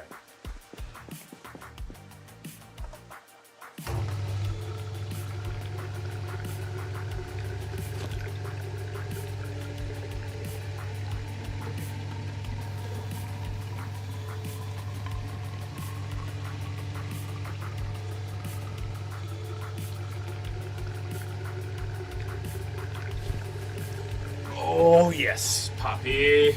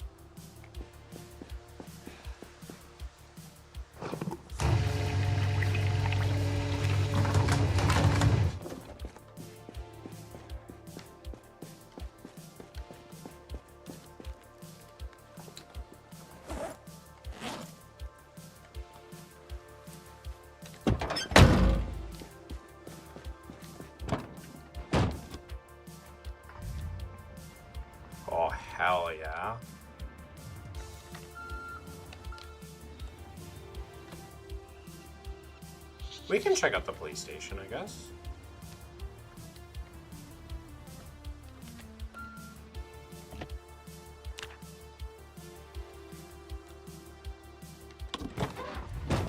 Oh, hi, Odin. Hi, hi, hi. What are you doing? Yeah. Oh, off the keyboard. Off the keyboard.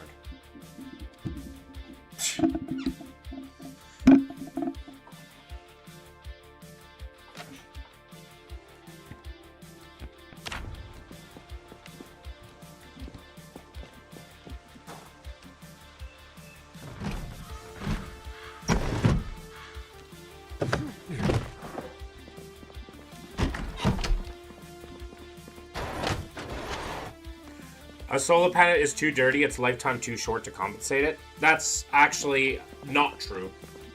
That's debunked. We have solar panels from 1987 that are still working perfectly fine at 80% power. Which is better than some gas engines.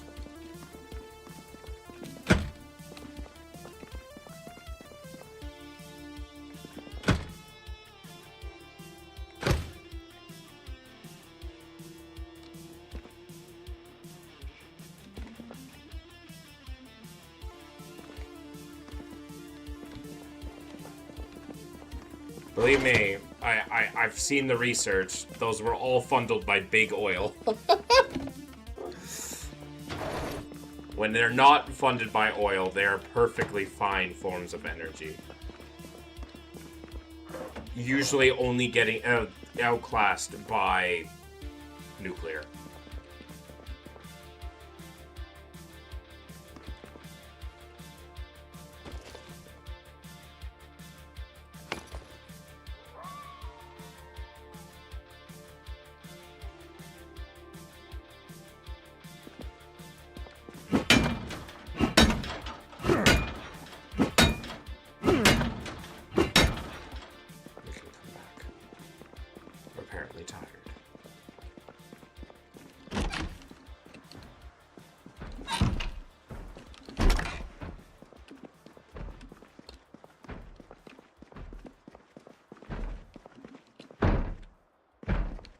You're ignoring the lithium extraction, the energy that comes from the engine to make them, and the insane water pollution.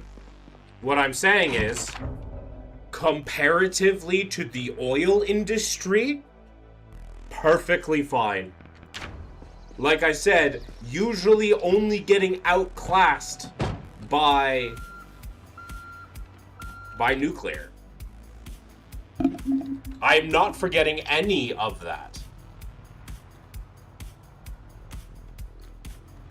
Like I said, big oil spends tons of money on propaganda every year.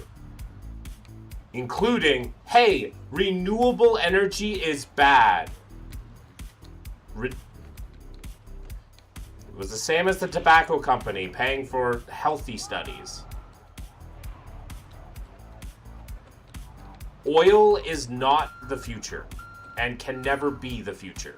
And we should be phasing it out as soon as we can. With literally almost anything else.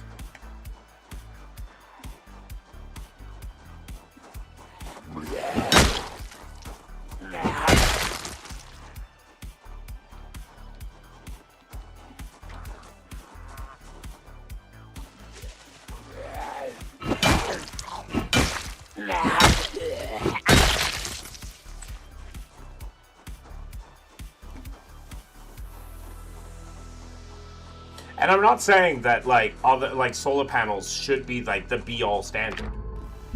Average solar lifespan is around 5 to 10 years to work efficient and it decays. Incorrect! That is false, Phylan. Actually false. Literally, I saw...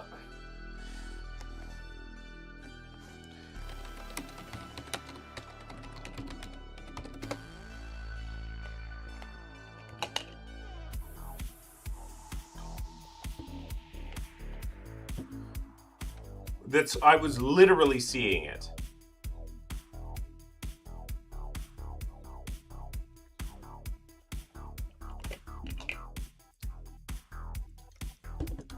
And yes, they eventually decay, but so do oil systems. And it's not 10% of the exposure, it's closer to 18 to 24%. We have solar panels that are working for the past 30 years, for 40 years, and have lost 80% of their efficiency. Sorry, not 80, 20%. So 20% of of like 20 is 2. So they're now at 18%. If we want to be funny, 40-year-old solar panels are still more efficient than what the statistic you just gave.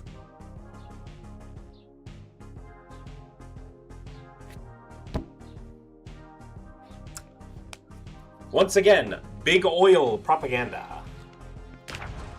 Literally.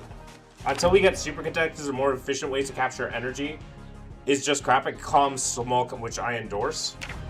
Small consumption is not the problem, and we can do with more big consumption as well. Hello, Flower. Hello, Mario. But yeah. It irks me every single time to see people like, oh, wow, solar panels are super inefficient. They're not that inefficient. They are perfectly fine. They have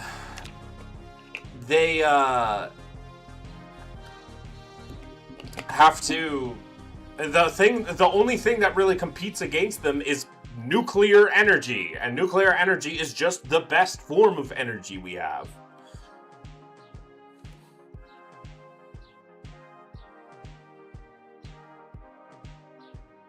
And I'm not saying I'm not saying we immediately switch everything to solar panels. You have multiple forms of energy. That's the whole point. You don't just put all your eggs in one basket. That's not how renewables work. And you ignore the thermic damage over the wires and systems? I'm not ignoring any of that. Plenty of massive industry uses solar panels. Plenty.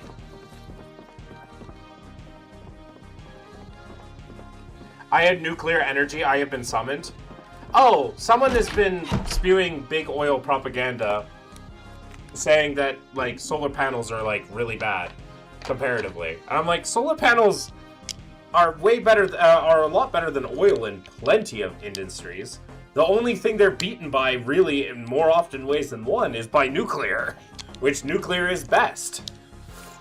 Yeah, nuclear is best. Always has been. There's only one nuclear is best. And what I'm saying is, at the end of the day, we need to phase out oil for literally anything else. That's the whole point, is oil needs to go the way of the dodo. If anything, it would be better if oil was used for small consumption rather than large consumption. Literally. It would be better. Solar panel manufacture causes insane damage that will never accomplish. That is also false, Phylan. That is also incredibly false. And literally big oil propaganda. It's the same argument that, oh my god, wind turbines kill so many birds when oil kills more birds. Due to pollution.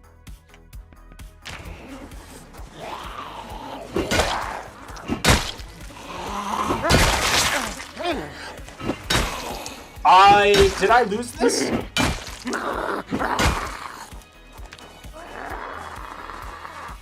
I didn't. Okay, thank God. Well, maybe. I have a 25% chance.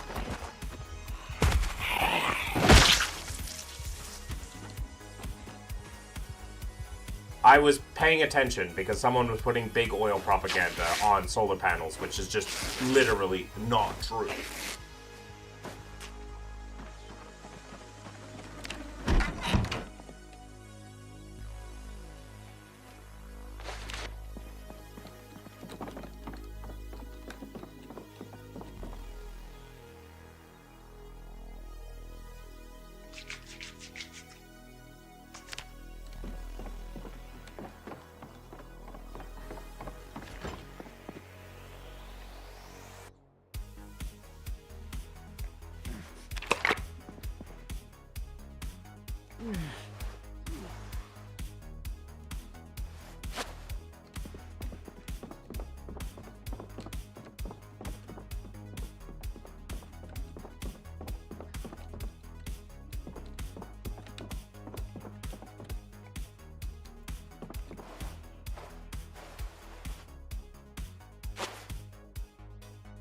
Nuclear is the most efficient, and always will be.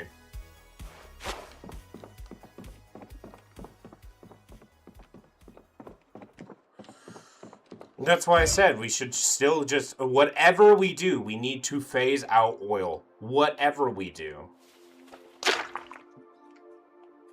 And if we use renewable, if we use like solar and wind to, like, stave off, like, the building of nuclear energy, then we do that. But we should just switch to nuclear. Either way, no matter what situation we're in, we must remove ourselves from oil.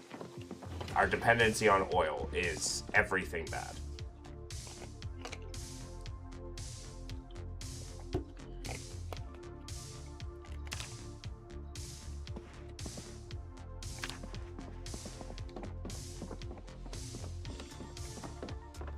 Well, I guess we are stuck here until we heal. But that's okay. We got our,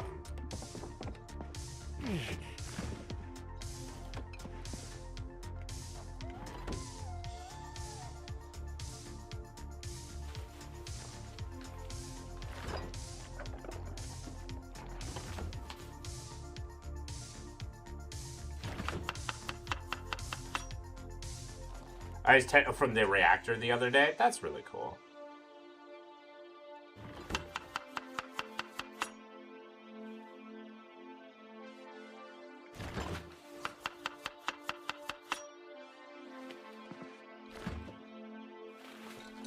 Fusion is the future, yes. But you know what else is the future? Like, in the next 5 to 10 years? Swapping out fucking,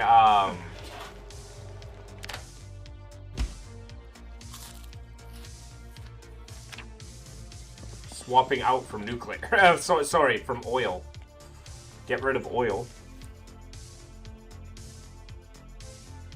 Either way, get rid of oil. Out of it. Out of it, out of it, out of it.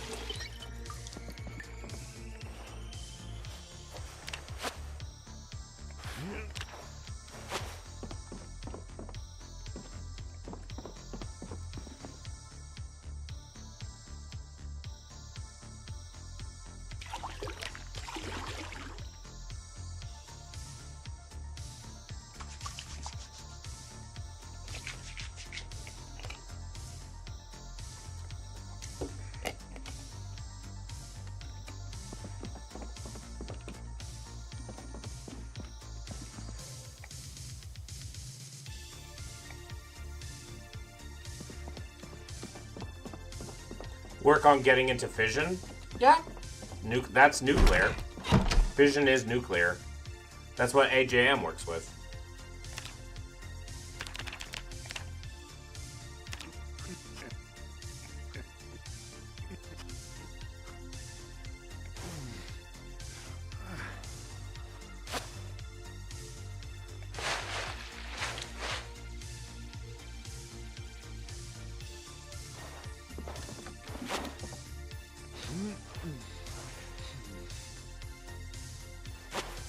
Maybe for what, but most of Asia is heavily dependent on oil. It's going to take a lot to fully replacement. China is becoming ahead of us in the is getting ahead of the U.S. in terms of removing its dependency on oil by going full nuclear. They are set to be removing most of their dependency on oil, and China is most of Asia. India has some of the most nuclear reactors in the entire world, so they actually do far less on the oil economy than you think. So...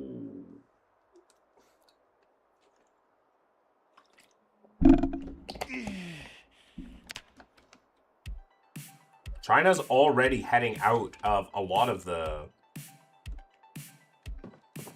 stuff.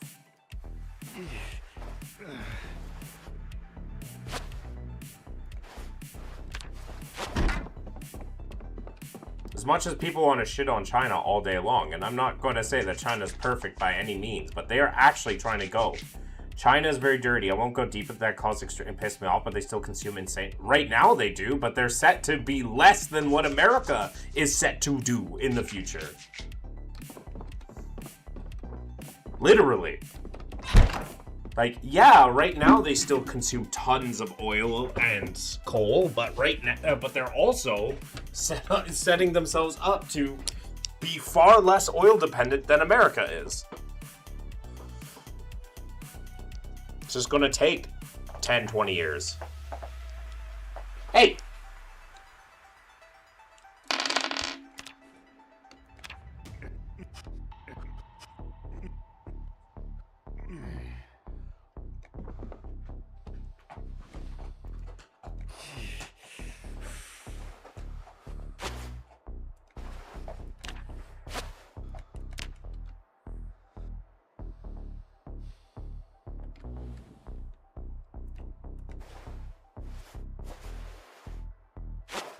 Yeah, that's why I'm saying. It's like, oil needs to be done yesterday.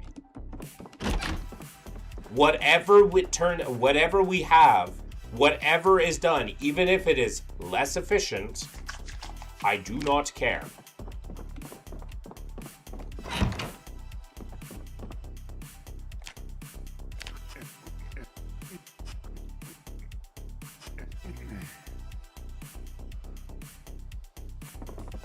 Hubby says China is trying to phase out oil and lean towards more clean energy, but the America is pushing it away. America's also bad for using oil. Precisely. That's the point I literally was just saying to Thailand, was that, yeah, China has historically and modernly it can be pretty bad with it. Not gonna lie, they've ignored a lot of stuff during the 80s and 90s, but in, 2010, they started trying to phasing it all out. Right? They're just like, okay, we got to start phasing it out. And now China is starting to be less than the States and like, not right now, but in 10, 20 years, they'll be less than the States because they're going for nuclear energy, because they looked at what India was doing and said, yeah, we do it. Cause more environmental impact. Not as much as oil. Once again, solar panels do not do more harm to the environment than oil. Hydroelectricity does not do more harm to the environment than oil. Wind turbines do not do more harm to the environment than oil. Oil does the most harm out of everything. And AI Love has returned. He loves his AI.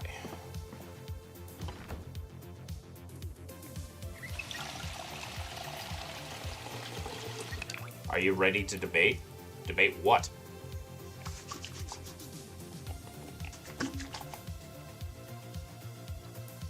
Are you ready to be honest, AI Love?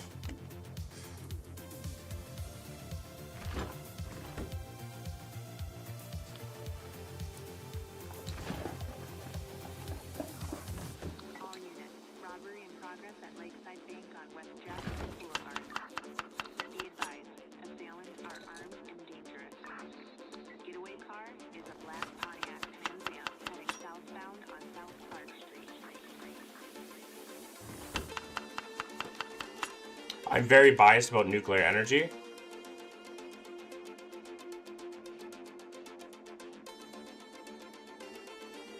I mean, nuclear energy is best. I'm just saying that, like, literally anything is better than oil. Literally anything. Well, that's not true. But any, like, renewable energy is shown to be better.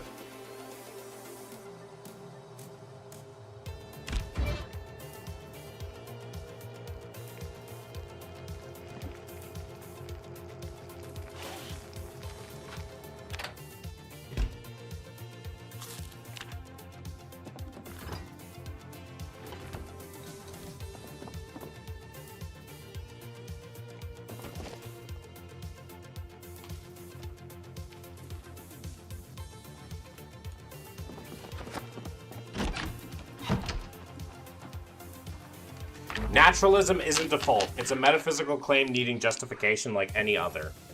Yeah, the claim being that... Okay, well... Okay.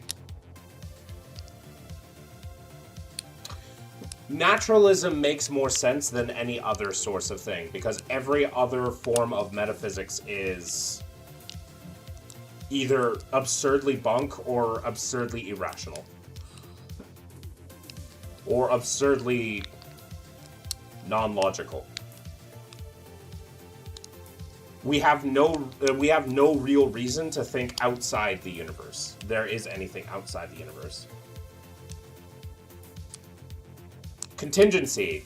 How do you know everything is contingent? Fine-tuning. Fine-tuning is one of the most bizarre arguments that Christians have, because they're like, hey, look at this incredibly complicated, like, physics thing. Surely something must have made it so perfect. When in reality, it's like, that people throw out numbers all the time. It's like, oh, if it was 1% off.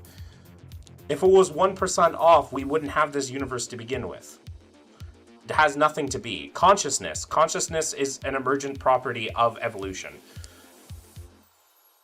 Intentionally, moral realities all find better explanation in mind than in brute matter. Naturalism multiplies mysteries. That's because you should be looking for more mysteries rather than just trying to come to an answer that makes you feel better. Right? You shouldn't be trying to you shouldn't be trying to come to just answers rather than actually trying to figure it out. Most of the time when you find an answer, it should give you more questions. Like, that's generally how it should go.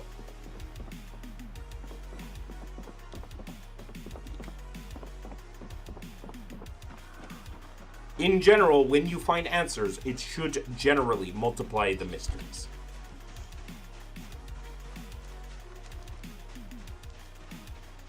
Right? Our understanding of gravity opened up so many fields of inquiry. Our understanding of the atomic theory opened up so many different fields of inquiry. Denying contingency collapse into necessity, which is absurd, since things could be otherwise. Denying contingency collapses into necessity. Complexity isn't fine-tuning is, and evolution explains brains, not consciousness or reason itself. Denying contingency, how do you know? Right? Actually, Rex. Well, I mean, Hume is not a naturalist. And that's, his is-ought. That's, tautological argument. And the tautological argument doesn't do anything for the actual existence of anything. But denying collapse, which is absurd thing, since it could be otherwise. It's not. If something is not automatically absurd if it could be otherwise. One. Next, complexity isn't the argument. Fine-tuning is. That's what I mean. Is that first of all, fine-tuning. The phrasing of fine-tuning is ridiculous unto itself. You shouldn't be saying fine-tuning, because it's like you automatically assert that something had to fine-tune this. Right? You automatically make that assertion with the with that idea. It's like, no, fine-tuning is bad. Everything exists necessarily, which is since things change, it could fail to exist on ought. Once again, that doesn't have to be. If time is eternal, which plenty of physicists, there are plenty of physicists who think that way, definitely could be, especially if you take the B theory of time, which means all time is real, just based on time, right? Based on where you are, right?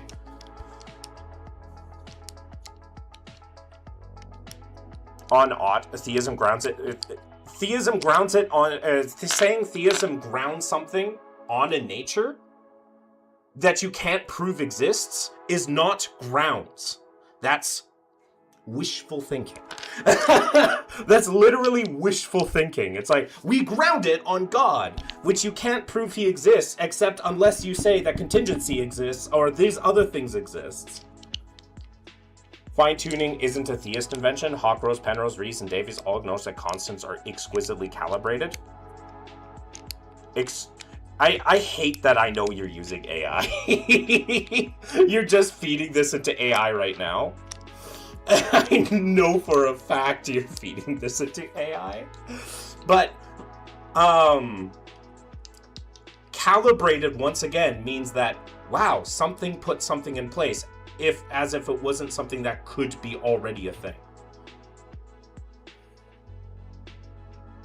Anyways, at the end of the day, let me ask you this.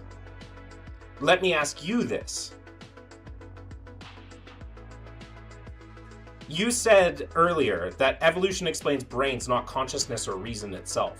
Why is consciousness unexpected in this world? Even on B theory, contingency still demands a necessary ground. Eternal time doesn't dissolve the cosmological question. What is... I hate how I know this guy is literally just feeding this into AI. Either way. What about consciousness is unexpected in our world? Is a question I always ask and have yet to receive a good answer to.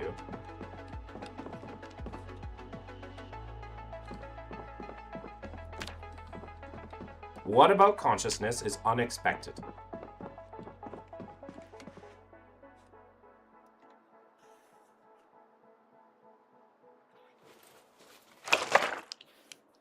Evolution selects for survival. Oh, now I know what you're doing.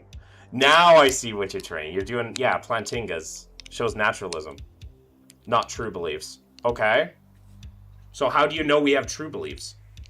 And how do you, and haven't we also, brains adaptive, but truth tracking needs more than fitness? Yeah, which we had to learn how to do.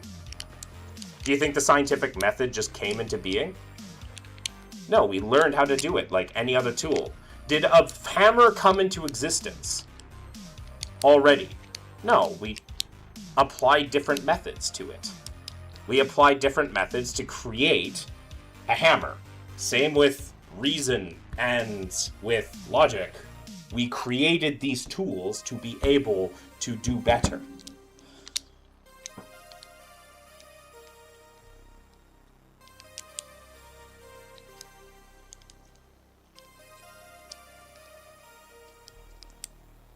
Right? We didn't create these reasoning from the moment we became conscious. Right? But other animals are conscious too. It believes are just survival adaptations. You can't trust them, including the belief in naturalism. Theism grounds reliable cognition and truth aimed creator. Once again, grounding in something that you cannot prove to exist is called wishful thinking. Grounding something in just... Right? Presupposes reliable reason, lawful nature, and truth aimed guidance. Those are very things naturalism can't ground. Tools don't need a justification. If they work, they work. How do you know our power of reason actually definitely works in every single scenario?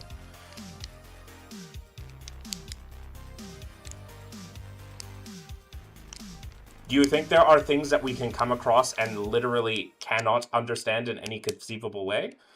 Hard to say.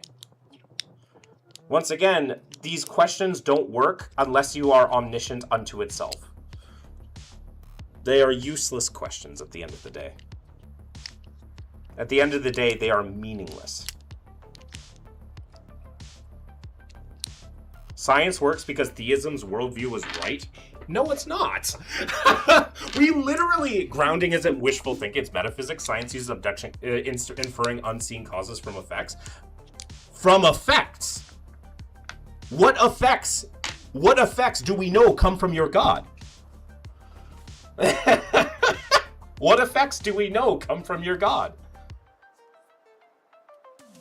Oh, so you for sure you know contingency and fine-tuning. So for sure you know those things were created by a god. You can't, you're seeing an effect and saying, I infer this with no reason, no real reason to say for this specific god. Tools work doesn't explain why reason tracks truth or why nature is lawful. You're using the gift while denying the giver. Theism explains both. Theism, you can use so many arguments. The tautological argument proves that you can use any sort of argument. There are certain arguments that you can just say one way or the other, right? That's how tautologies work, right? So at the end of the day, just because your a tautology works does not mean that you have come any closer to truth.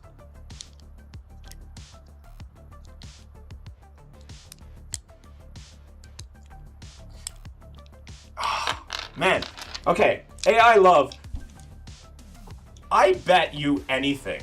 If I would love to talk with you right now, and I would love to just hear you just talk and see how well you do without AI. Because I love how this AI is, you're letting this AI think for you, and I'm seeing the problems that you are doing here with AI. Where's your prior, your evidence, your explanatory scope? Theism as a cumulative, show yours or concede. All right, my pragmatism works because it works. Theism doesn't work. What God exists? Let's go with your case. What God is for sure exists? Which one? Thank you, Flower. Moist. Which God exists? AI, love. Which God exists? Let's get into it. Let's see the problem with your rabbit hole. Because what happens is theists will make such big claims and say this is for sure, but once you start actually seeing their rotten structure, it generally collapses. So which God exists? AI, love. Which one? Provide natural AI, love. Which God exists? Which one exists?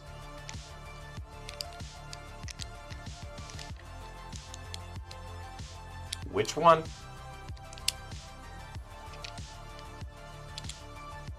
Or are you a pantheist? Are you, which one?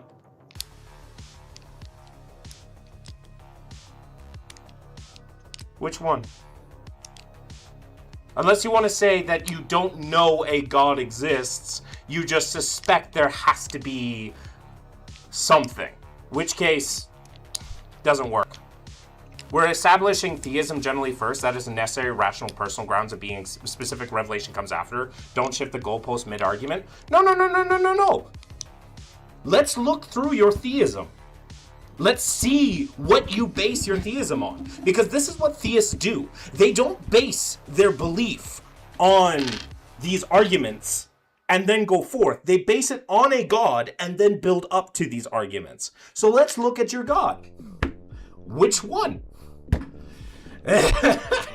I know theists, and I know you. I know how theists work. How do you traverse an actual infinite to reach today? How do you avoid Hilbert Hotel's paradox? Your move? No, first, you have thrown so much bullshit at me. Which God exists, AI love? Which one? Let's bring it down to a thing that's a little bit more simple for you to understand, so maybe you don't have to use AI. Because I guarantee you haven't read or done any of this research. Because I know you're feeding this into AI. I know you're just regurgitating this information from an AI that you've trained to just talk. So, which God exists? Which one?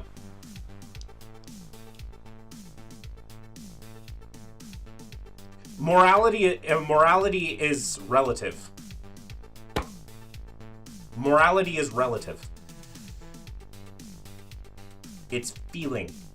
You might as well ask, how do you ground love? Anyways, AI love. Before I before I knock you out of my chat, which god exists? Which one? Because this is the point. This is what I love about theists. They can have so much arguments for this specific idea of this really nebulous understanding of a creator. And you know what? I can see that being relatively rational to believe. I don't think that it's any closer to the truth. But then we start getting into an actual theist's real belief. Real belief. Oh, it's not just some nebulous creator now, is it? It's a specific god. No, AI love, I have answered a lot of questions for you in the past. I'm going to show you why theists fail every time. Because, like I said, I concede that you can be rational and believe in a nebulous authority. Let's talk about your god now. Let's talk. I am ready because I have an inkling of a suspicion that I know which god you believe in.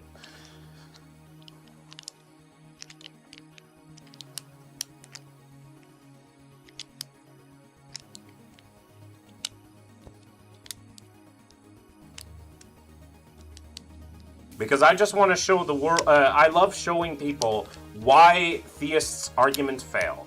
Because at best, you have a god that you can never understand. At worst, you have zero clue what's actually going on in the world. Asserting theists fail isn't an argument. You've ignored contingency, fine-tuning. Humans list your... Hey, AI love. Before I kick you out, because I hate arguing with you, because you just throw this into a machine, tell me which god is the real one. If there is one. I'm going to show you why theists' argument fail. Because once again, they usually argue, because they're never arguing for a nebulous god that doesn't have, we don't have any real understanding of. No, theists are arguing for a specific god. Because I know how theists think, because I used to be one.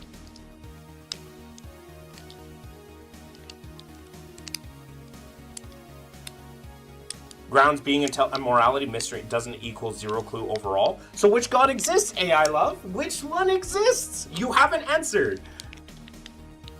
If your next bullet point is not which god is true, and we can talk about that, then you need to leave, because I am so tired of arguing these same points every single time.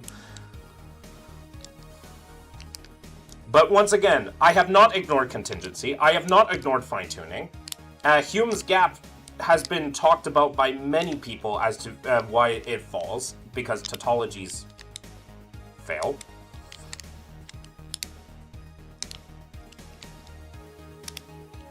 Doesn't address the arguments. Okay, well, you decided not to talk. I asked you a question. You asked so many questions. You have not given any of mine. Sit in silence. You're annoying.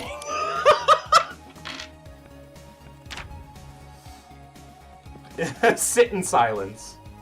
Because it's so annoying having to deal with the same arguments over and over and over again sometimes. Because especially these AI guys are just like, I'm going to feed this into a machine, and if you can't explain every single little thing this machine has pooped out from every single little thing, then you can't argue. And I guarantee you, without their machine, they have zero clue what to talk about. They don't know what they're talking about. They don't know what they're talking about. They say Hume. They had an AI read Hume for them. They didn't read Hume.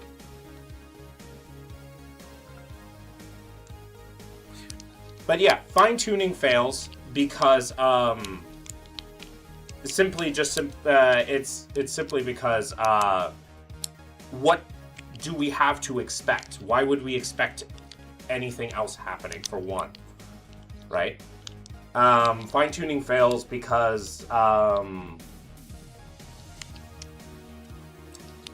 specifically, let me wrap the head around, because there was a specific argument that I remember. Fine-tuning fails because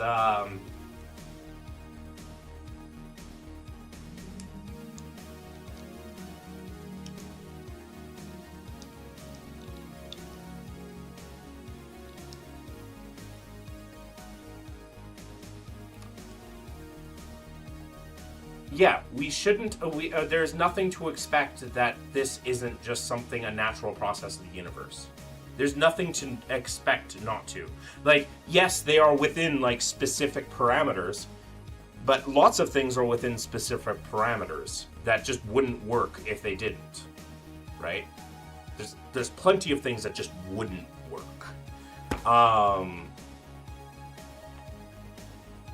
Saying that, oh, this thing is special because of how closely aligned to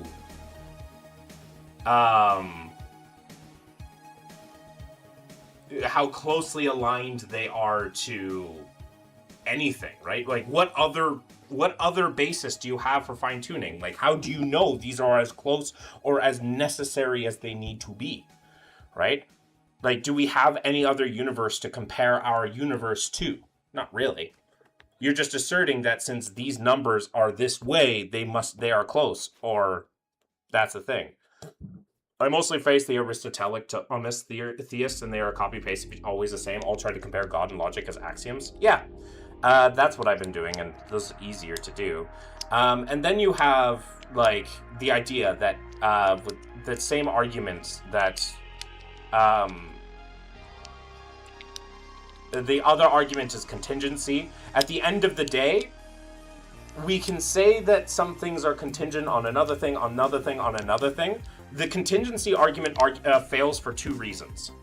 A, we don't know if everything is contingent on another thing. And B, if everything must be contingent, why is God not contingent on something else? Right? It's some of the most basic. It's like, oh,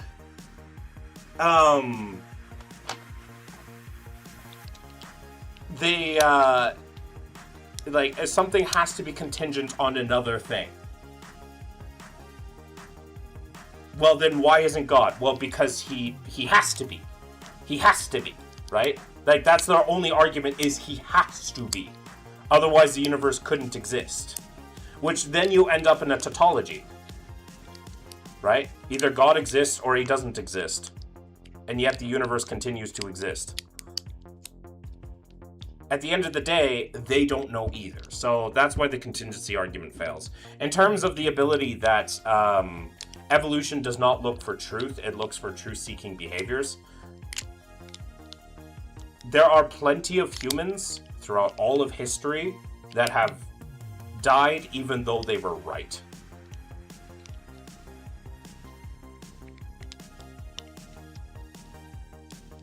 Right? They have died even though they were not right. And they have lived even though they were not right. A lot of our intuition and our understanding comes from survival. That's why part of our understanding, reasoning, and understanding is to try to remove human bias from our understanding so that we can come to a greater understanding, right? That's not perfect, because if that was perfect, we would always get to the answers we always need and always want and be able to effectively always come to an understanding, which is not true. Anyways, that's the answer to all of that.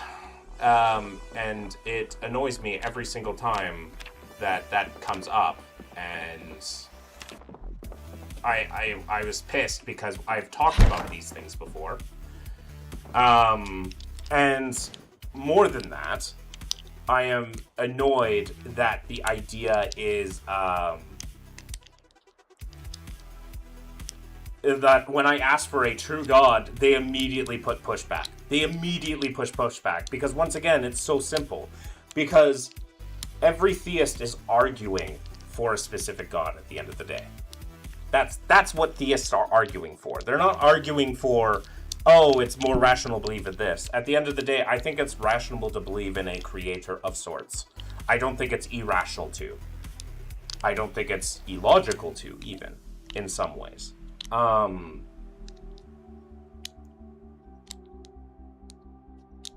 Because that's how tautologies work, right? It's like, it's another way of tautology working, right? I don't think it's irrational to, and I don't think it's illogical not to. But then theists will then be like, oh, I've got an edge in. They have an understanding of God. They believe in God. Just like, it's just as likely not to, right? Because every other God we've come across, at least on Earth, is not real. That I will say with confidence. Every God that humanity has come up with is not real. I don't know whether a creator exists, is why I'm agnostic. I don't know whether, like, there is a specific, like, fundamental, like, personal force that has created the universe. I don't know. But I am very sure that every God that humanity has come up with is not real. If the premise says that there is a higher being, not biased to the Bible or the God of the West, but a higher, I don't know, force, I could consider interested, but the go by philosophy is the universe, then God that exists, then is Jesus. It's like a Frankenstein of different premises. Precisely.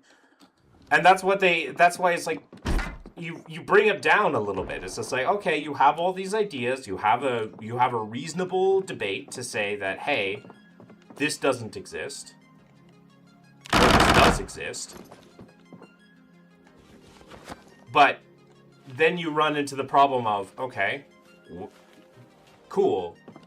You've come into this understanding about God. This understanding for yourself that, oh, a personal creator, a creator exists. But then these same people will be like, hey, I believe in Jesus. Especially when AI Love was saying things like, you reject the God and his mercy and his love. I'm like, oh yeah, you're Christian. Right? You're not arguing for anything besides your specific beliefs. Your beard is fake. That's impressive. Titan Eon. What makes you think my beard is fake? He's super glued in. Oh. What makes you think my beard is fake?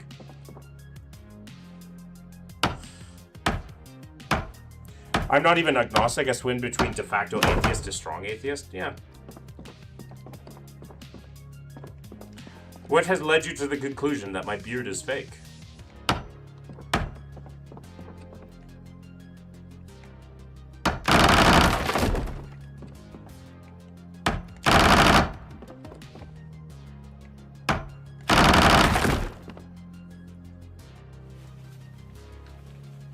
I don't want to see debris again. I need you to feel my pain. I have made netherite armor for everyone, Flower.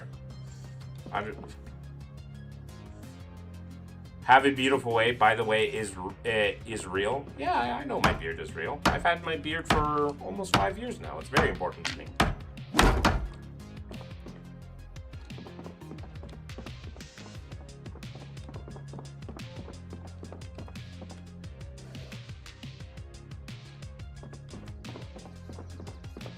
But yeah, that's the thing that gets me, is like, I'm like, my argument. He is very attached to the beard. Yeah, indeed. Then went back and used TNT. Ah.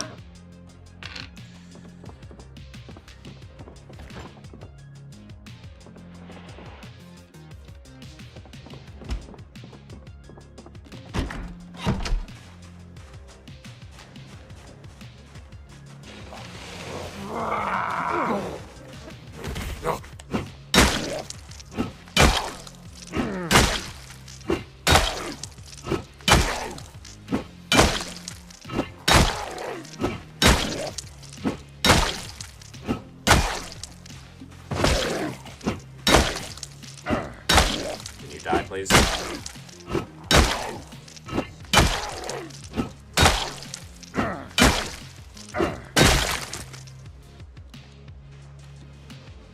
Jesus. Okay, come on.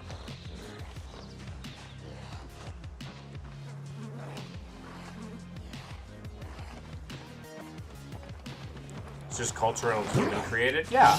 Like, I think it's very fair to, like, believe in something. But to believe that you have any sort of connection to it is the height of hubris.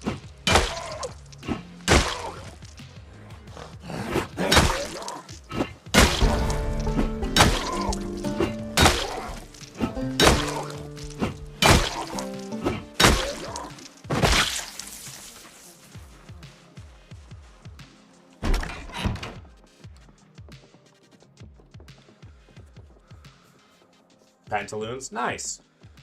You should have had me make it for you.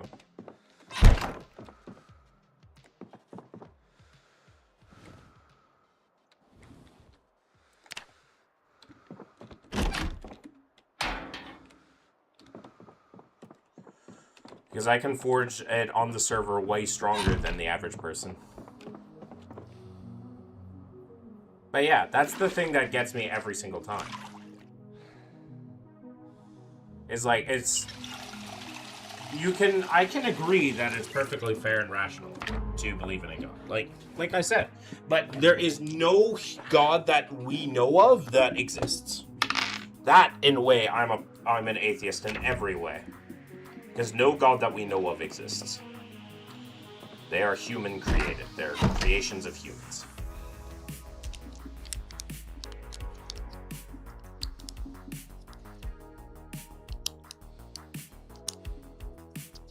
And to achieve mass control? Yeah, it's interesting. And need to go farming for diamonds? Alright, flower. But yeah, that's the thing that gets me every single time. It's just like, it's so fucking easy. Like, these are not, because it's like, at the end of the day, all these arguments are not arguments that haven't been figured out before. They're like, oh, these are the hard-hitting questions. Still mad? Ah.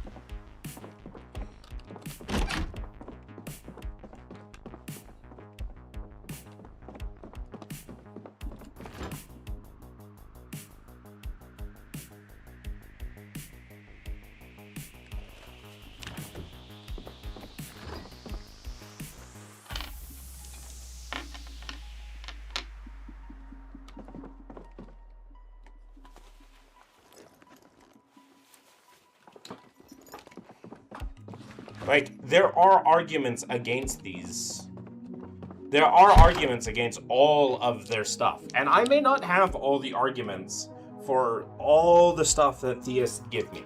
That's true. I will be the first to admit it. I haven't read everything about philosophy. I will be the first to admit and say that I don't know everything. That much is very much true.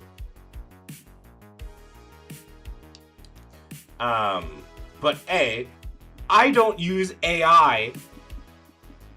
I don't use AI to make my arguments for me. So automatically there, at least I'm using my own brain rather than just regurgitated slop. Number two, for the most part, there is someone out there that has an argument that is just as rational as other arguments. At least when it comes to this incredibly existential question of does something exist that created the universe? Right? It's something, right? And number three, it doesn't matter. It doesn't matter. It's fun to argue. It's fun to make those arguments. It's fun to debate occasionally. But at the end of the day, it doesn't matter. Yeah.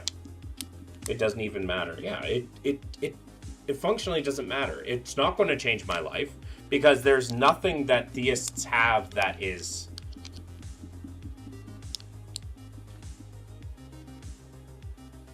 that true, right?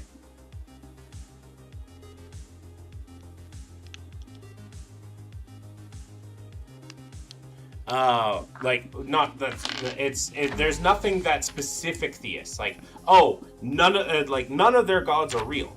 Specific, any god is not real. They can argue all they want about how this type of argument is this and this and that, all that stuff, but it doesn't change the fact that their god doesn't exist.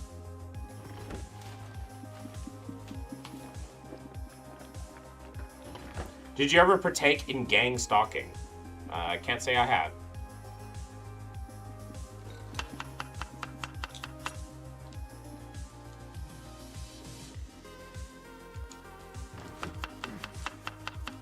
But yeah, at the end of the day, if a creator exists, it's not going to change how I live my life. It's not.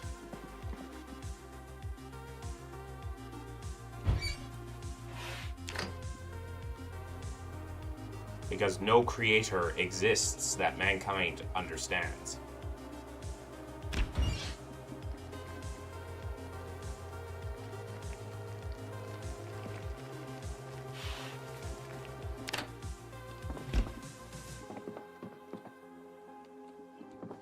But yeah, I did not participate in gang stalking.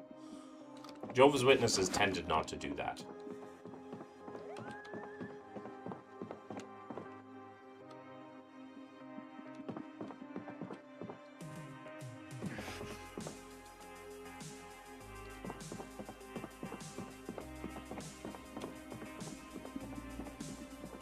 I want to be stalked?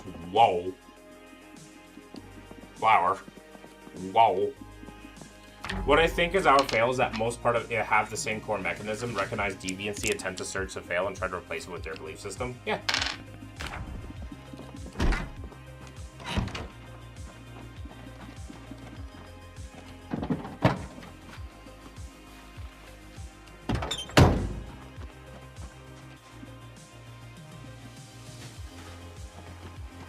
Stalked with someone who will give me an unlimited bank card. Whoa. I don't think that's happening.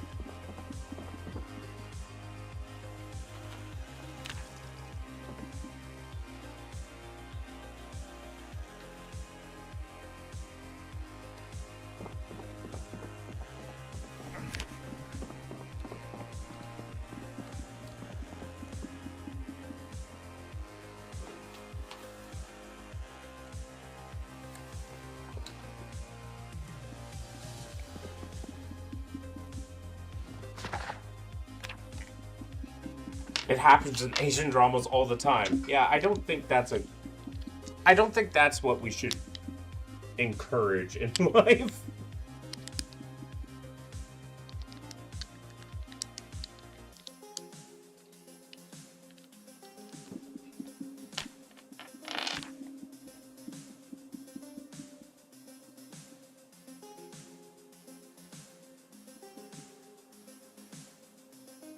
Let me be the red flag and be happy.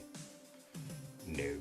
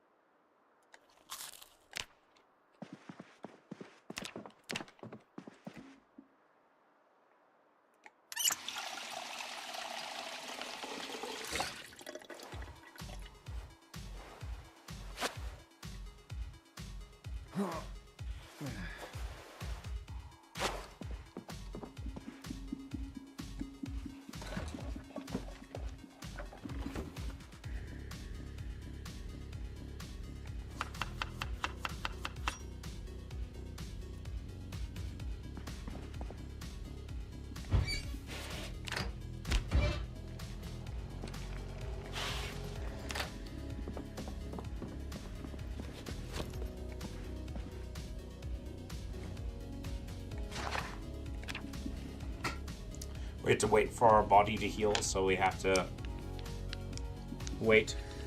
Did you see my messages for Die in the Dungeon? I did. I'm currently focused on other games right now.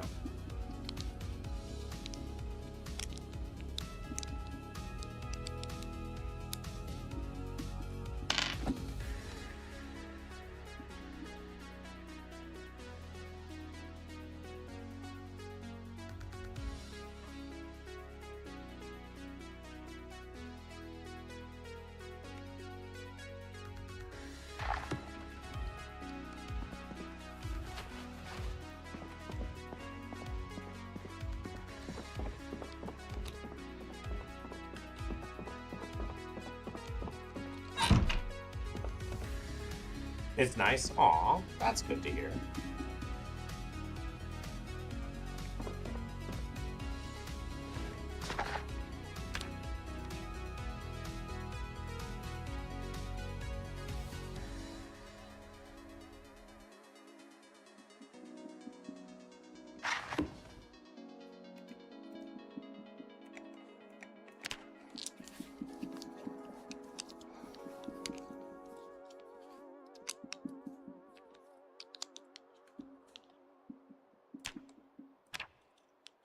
Mosslet has arrived.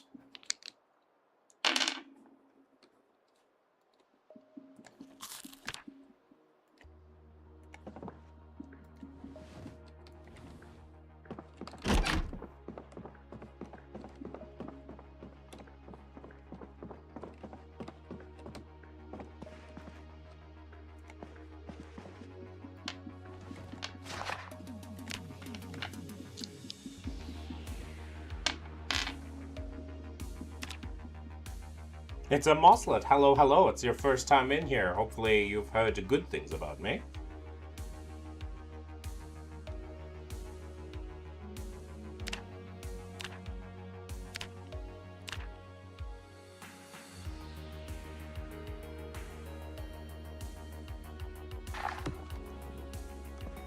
It's only 22 degrees. Why am I so warm?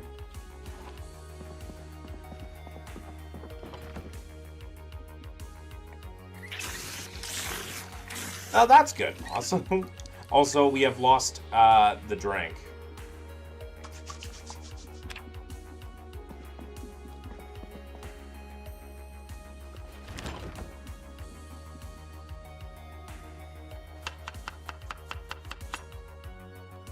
Moss will be supportive. She shouldn't. They shouldn't be, but you know.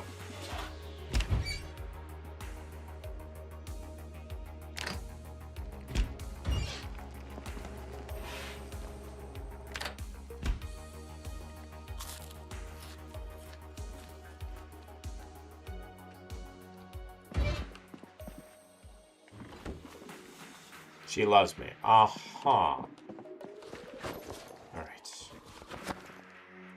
We can head out now.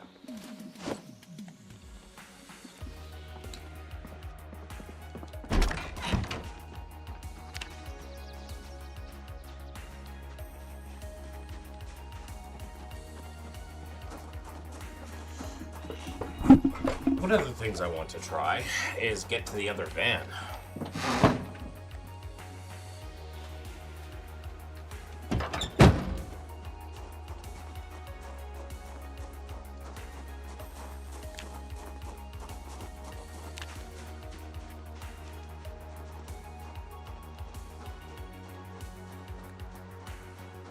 Because I saw there was another van with, I believe, the keys on the ground there.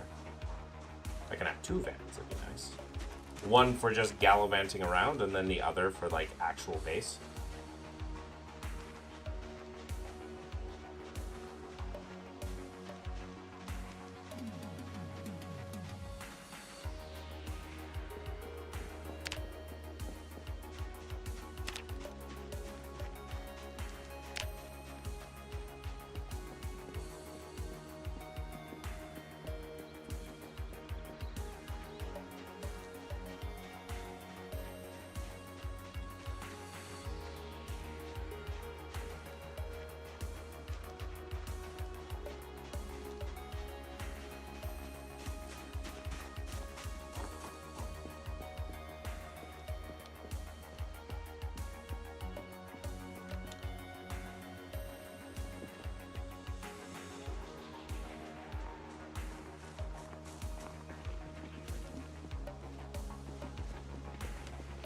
Another Spiffle Van key, nice.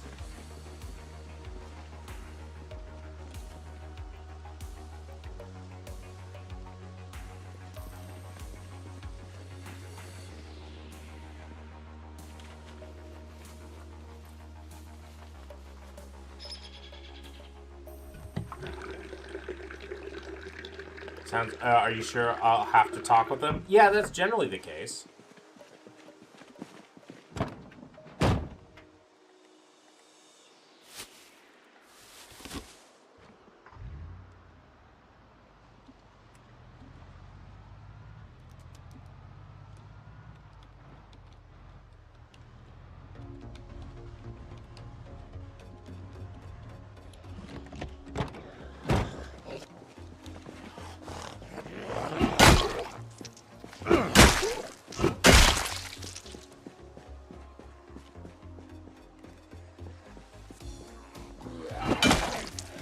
can love me from a distance. Usually not how stalkers work. At least for the majority of its time.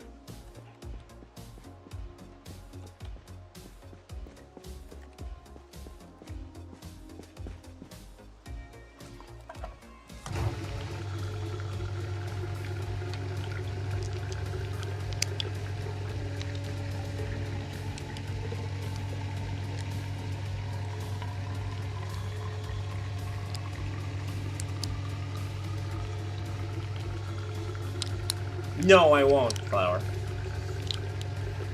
I absolutely will not. A lot of stalkers are selfish and kind of sociopaths. All stalkers are.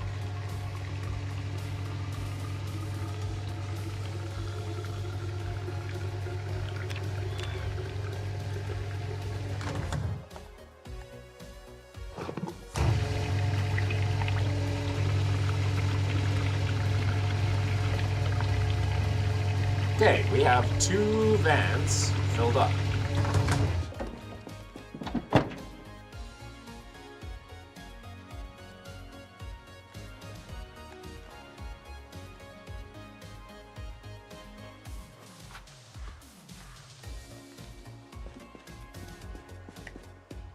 You guys are no fun. In this case, no, we are not very fun.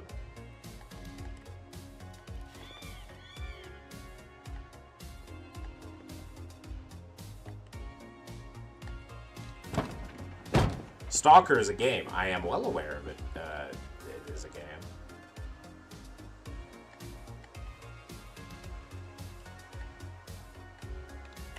Alright, we have a spiffle van.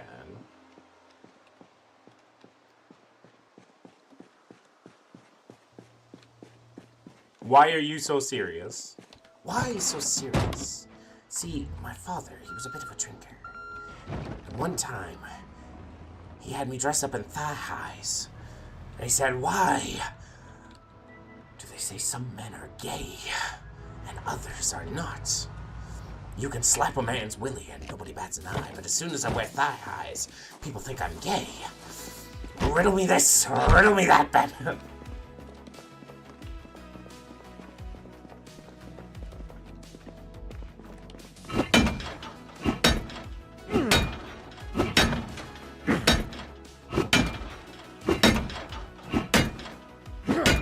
Where did that come from? Literally from just the why are you so serious?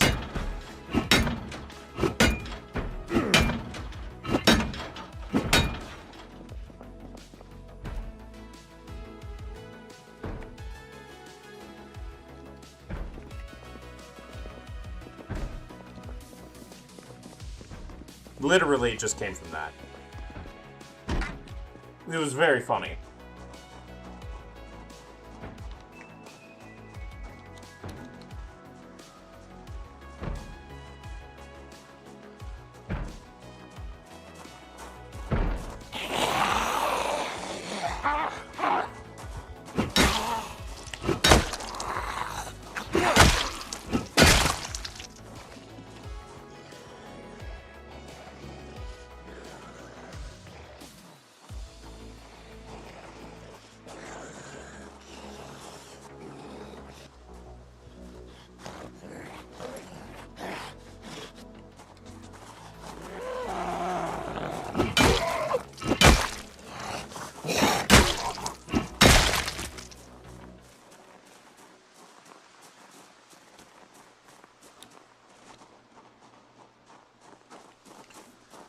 Flowers are on 26. No, they're not.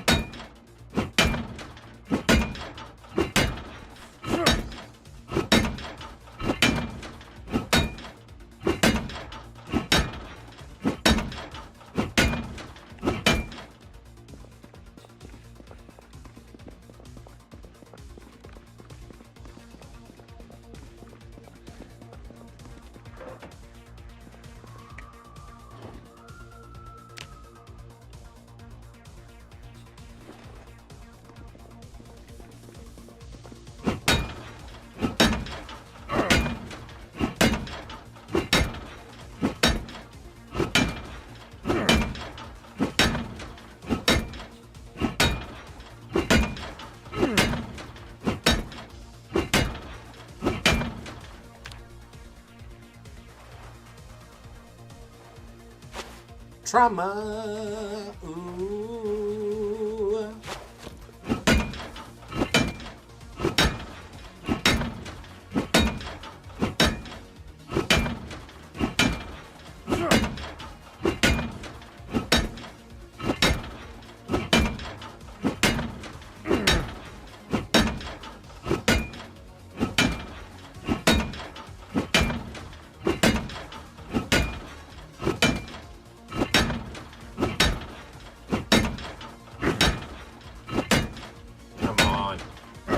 Through.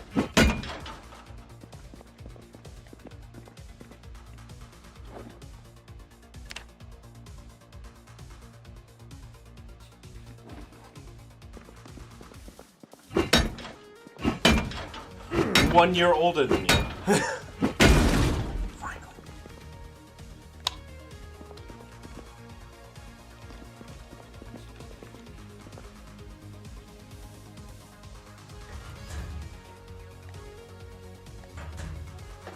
Phylan likes DILFs.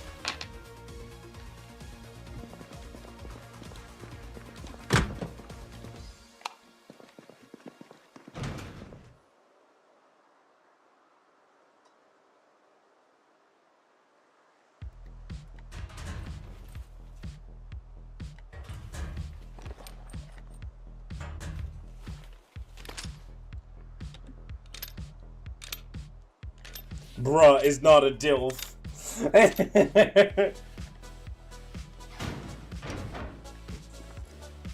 And I'm right.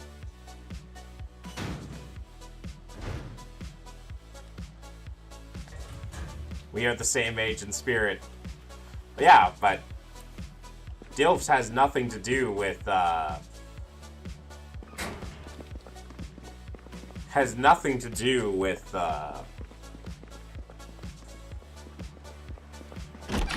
what age you are in spirit. It has everything to do with the actual age in the body.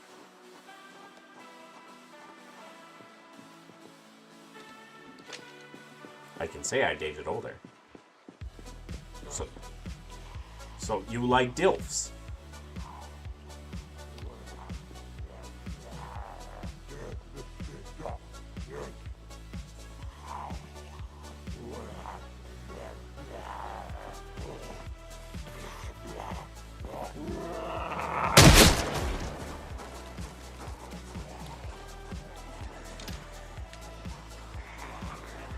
Also MILFs. Fair enough. Okay. This was a bad idea.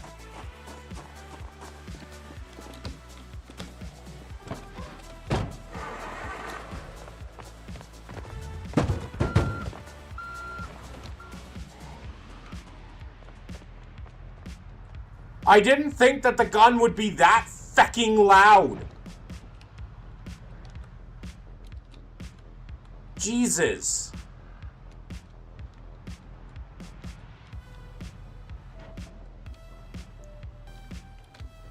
What would be a gender-neutral term? A thilf? I was thinking just like an ilf. Eh.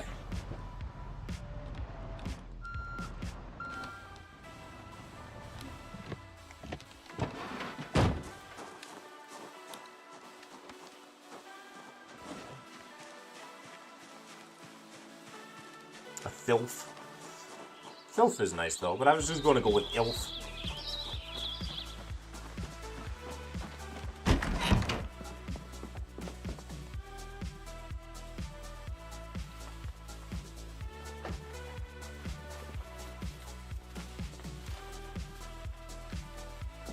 Complex with age? Everybody becomes more and more complex with age.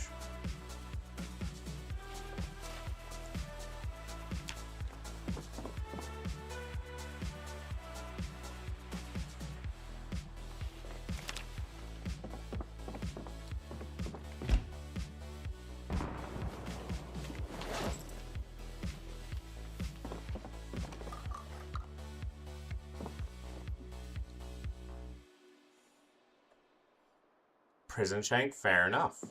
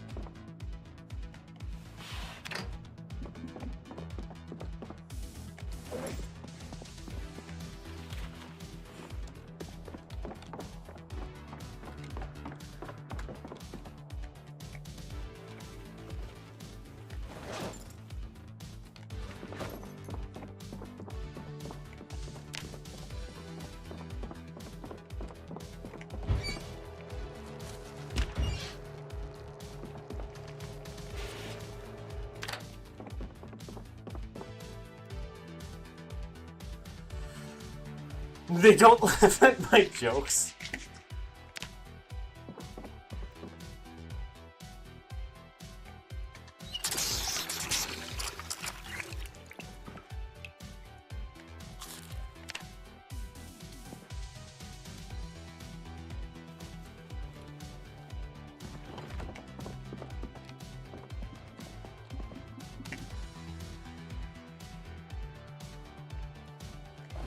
Okay, let us set up to go to bed tonight.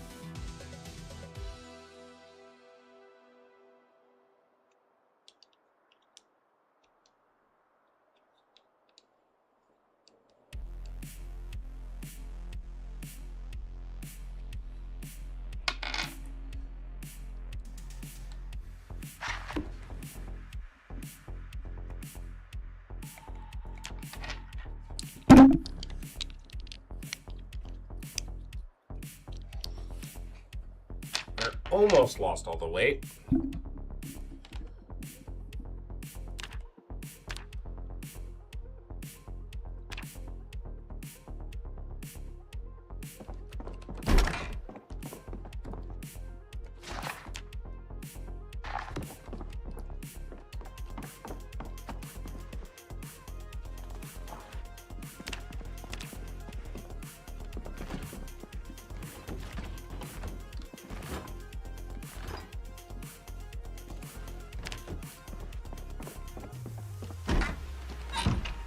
Oh, goodness gracious.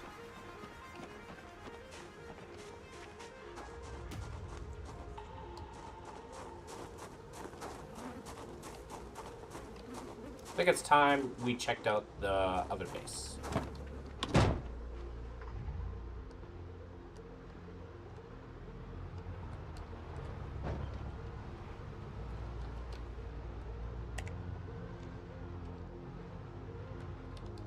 Probably should wait for the fog to clear, but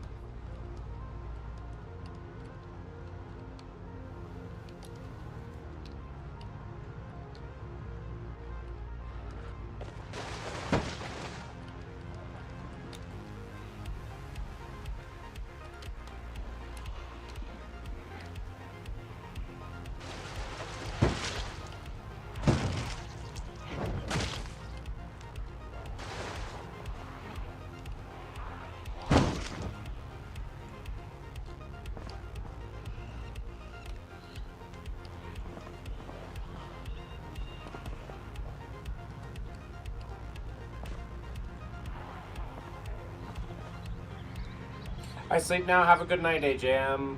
I'll be ending stream probably at the end of this day.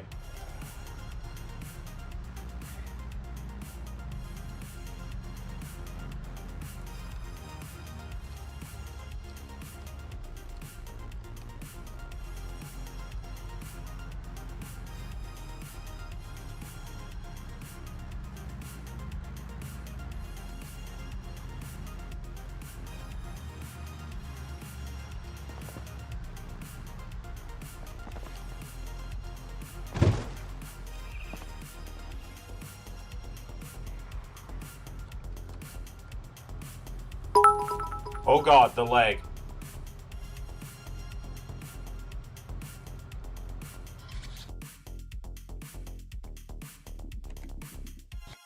Well, my game crashed. Thank you, AJM, for the biddies. Bye. Let's see what I lost. Hopefully I didn't lose much.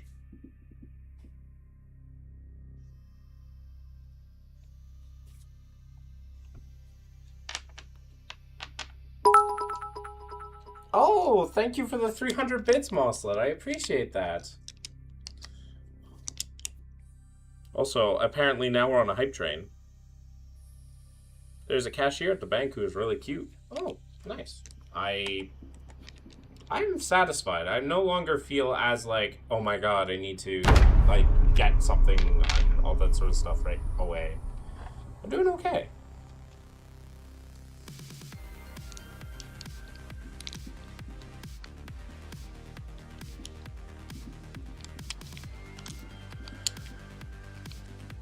Helps that I got oxytocin for the first time in a while from another human. I mean, Odin's great, but he doesn't give enough oxytocin.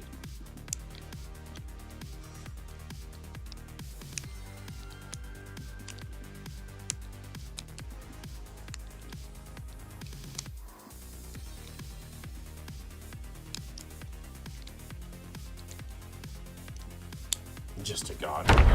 Something like that.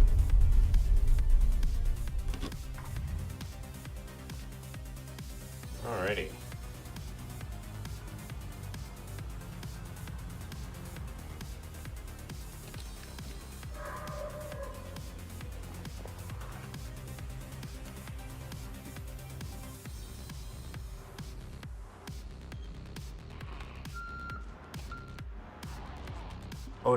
Odin, why do you pick these times?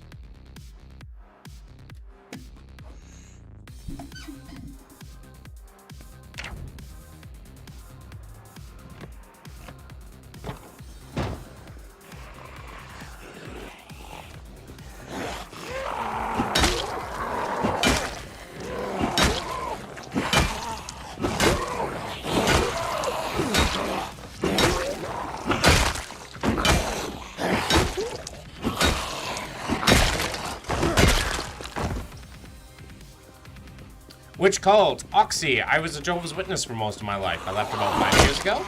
I then proceeded to, well, I left because, you know, COVID gave me the ability to critically, learn how to critically think. Yeah.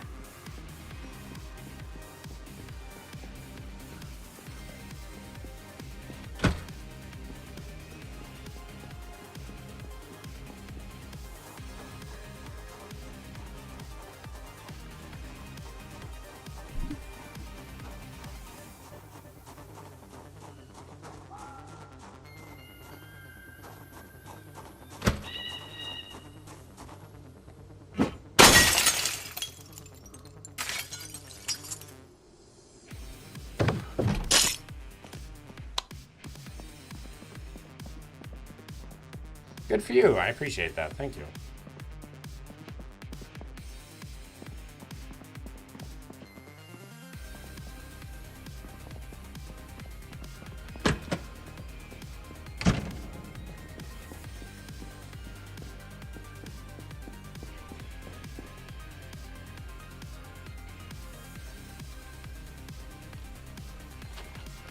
Take some of these planks for home to re-barricade our place.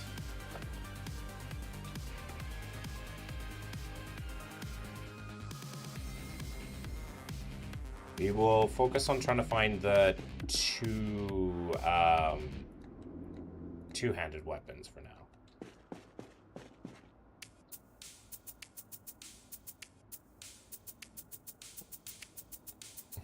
Long sticks are good to take, I think.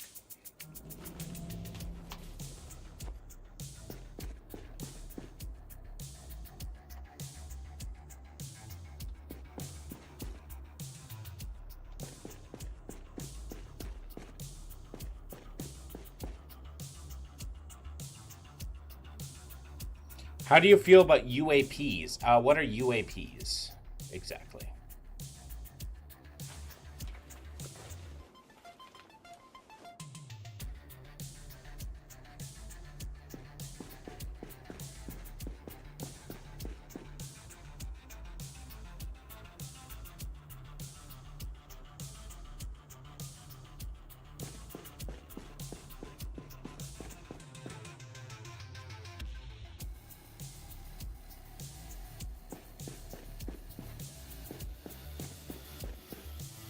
UFOs. Oh.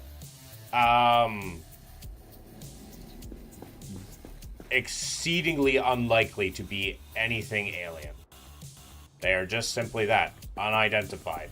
There are plenty of different reasons why something can go unidentified. That doesn't mean I don't think that there isn't the potential. In fact, it's a mathematical certainty that life exists elsewhere, but to take into account, like, all the stuff that needs to be, and the fact, like, we have to, all the stuff that you have to factor into a specific race to be able to do that, and that we haven't found any real evidence of them, says to me that unlikely that, like, another alien species has visited our planet in that capacity.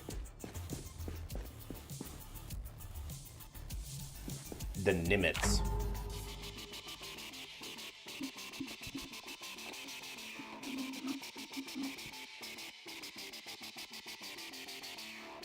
Can't see it from the native.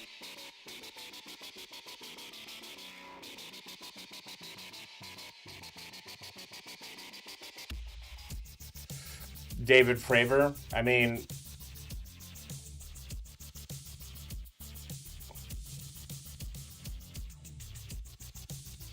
there's nothing to say that it's alien.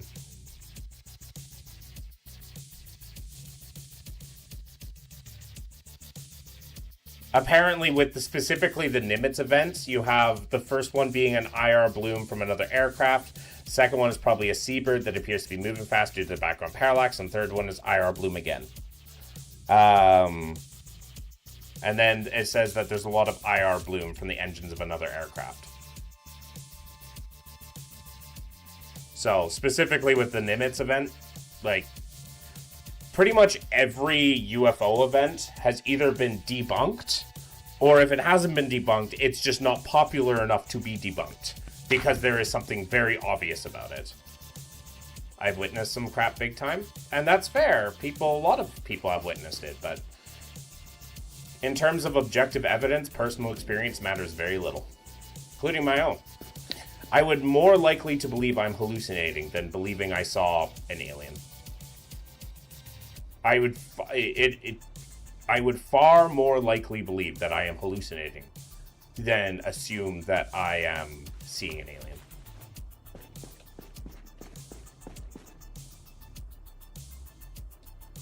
Especially, like, an intelligent life form that somehow decided to come here of all places.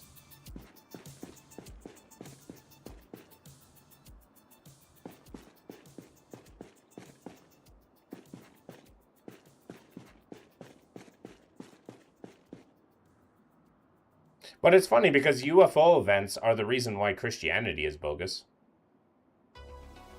Specifically, their argument that 500 people saw Jesus resurrect. Don't you believe? I mean, there's plenty of people that see that have seen UFOs, and yet you do not believe.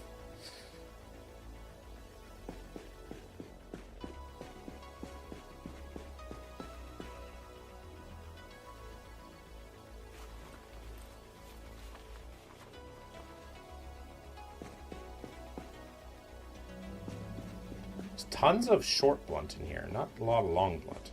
And also no axes.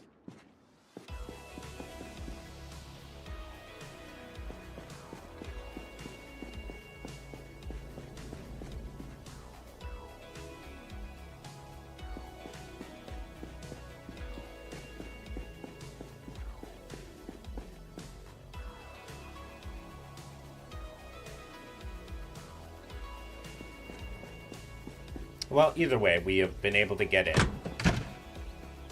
Now the way to get in easier.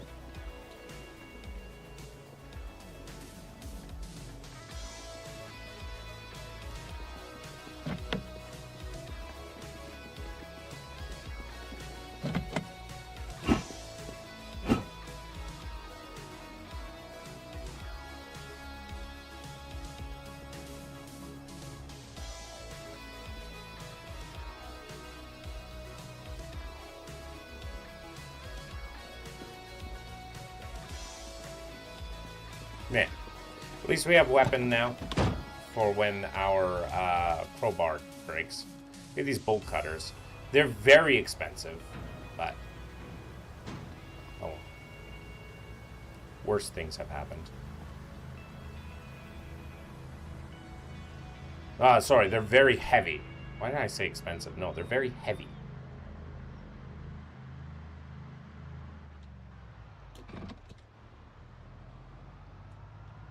But they do the same damage as a crowbar. The only difference is that they're heavier. Which means that they are not as good as a crowbar, but if they do the same damage, I can work with having to take more trips.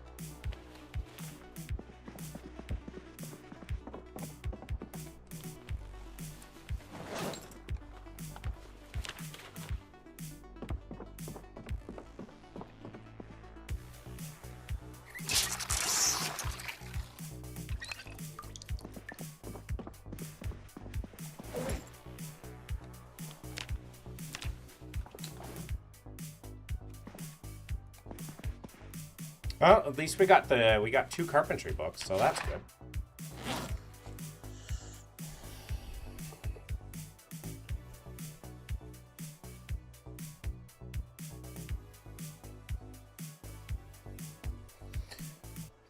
Once we get a decent fishing rod, well, we could always do spearfishing, but spearfishing is so much worse.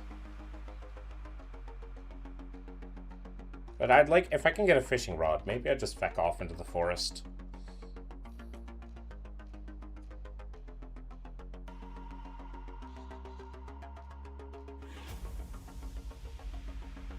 Sinning as JW isn't bad, right? What do you mean?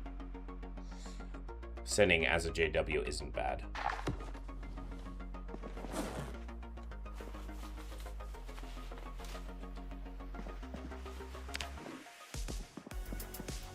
Oh, you'll just be eternally destroyed. Don't worry.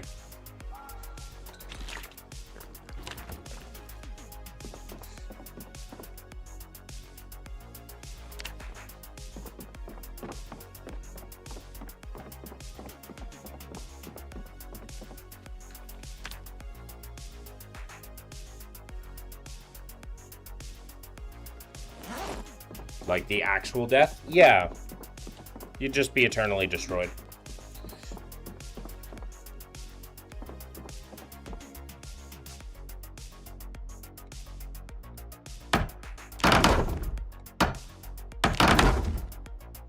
Is the same? Yep. Which is kind of funny.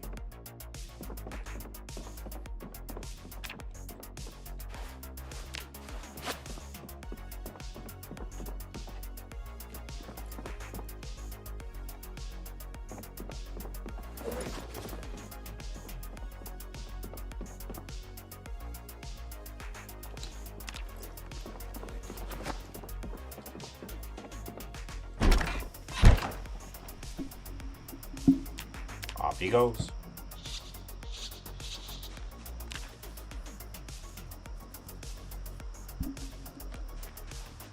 You mean with certain people? That's fair.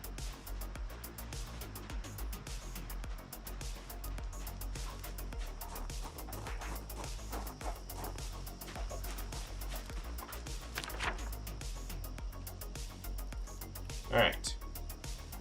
Our next order of business is to... Despots in Hell.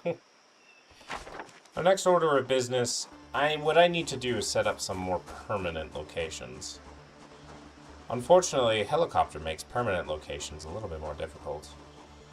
If I'm going to set up a permanent location, what I need to do is make sure that it's insanely defensible. Either that or I just have to run every single time that they pop by. I could go to Dixie. That's pretty far away from water, though.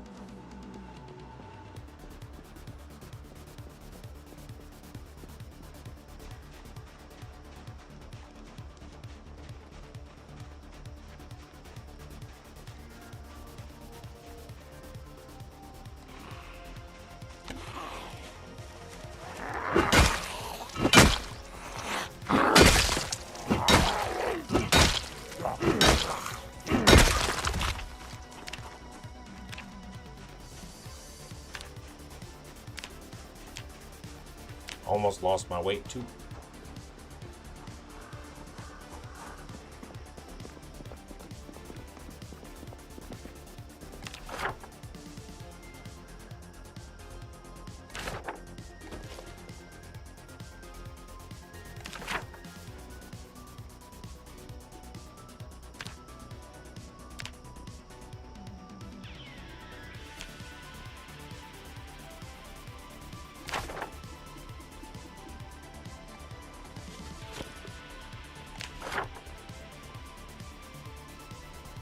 Where is my... There we go.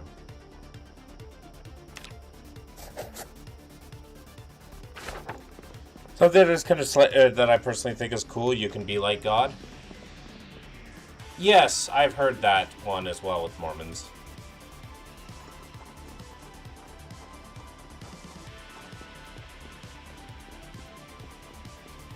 One of the things I'd actually also like to do is test out my guns. I guess when I got more of a permanent base location. Till then, we do the bonking.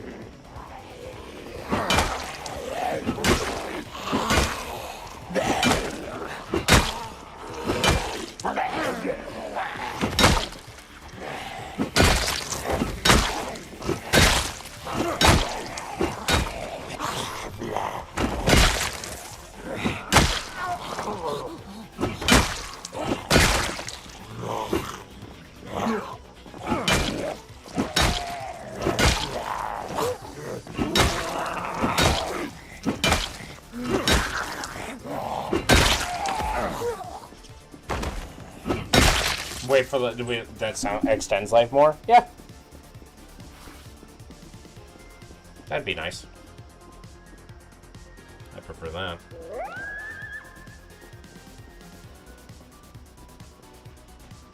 I have to search for a base to kind of hole up at. I have almost everything I need except for a fishing rod.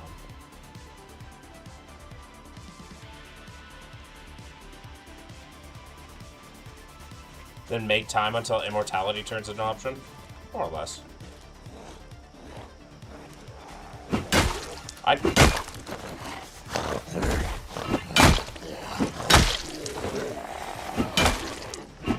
Odin, not now! Be the last human? That's one hell of a fantasy.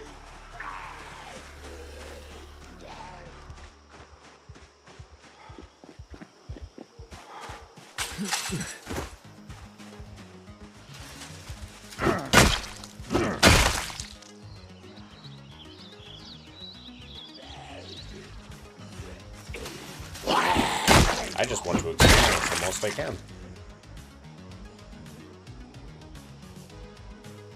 It's funny, because I'm like, my personal experience matters very little, but I want to experience as much as I can. My personal experience doesn't bring me any closer to truth, but it is nice. Runner behind you. Yes, I am.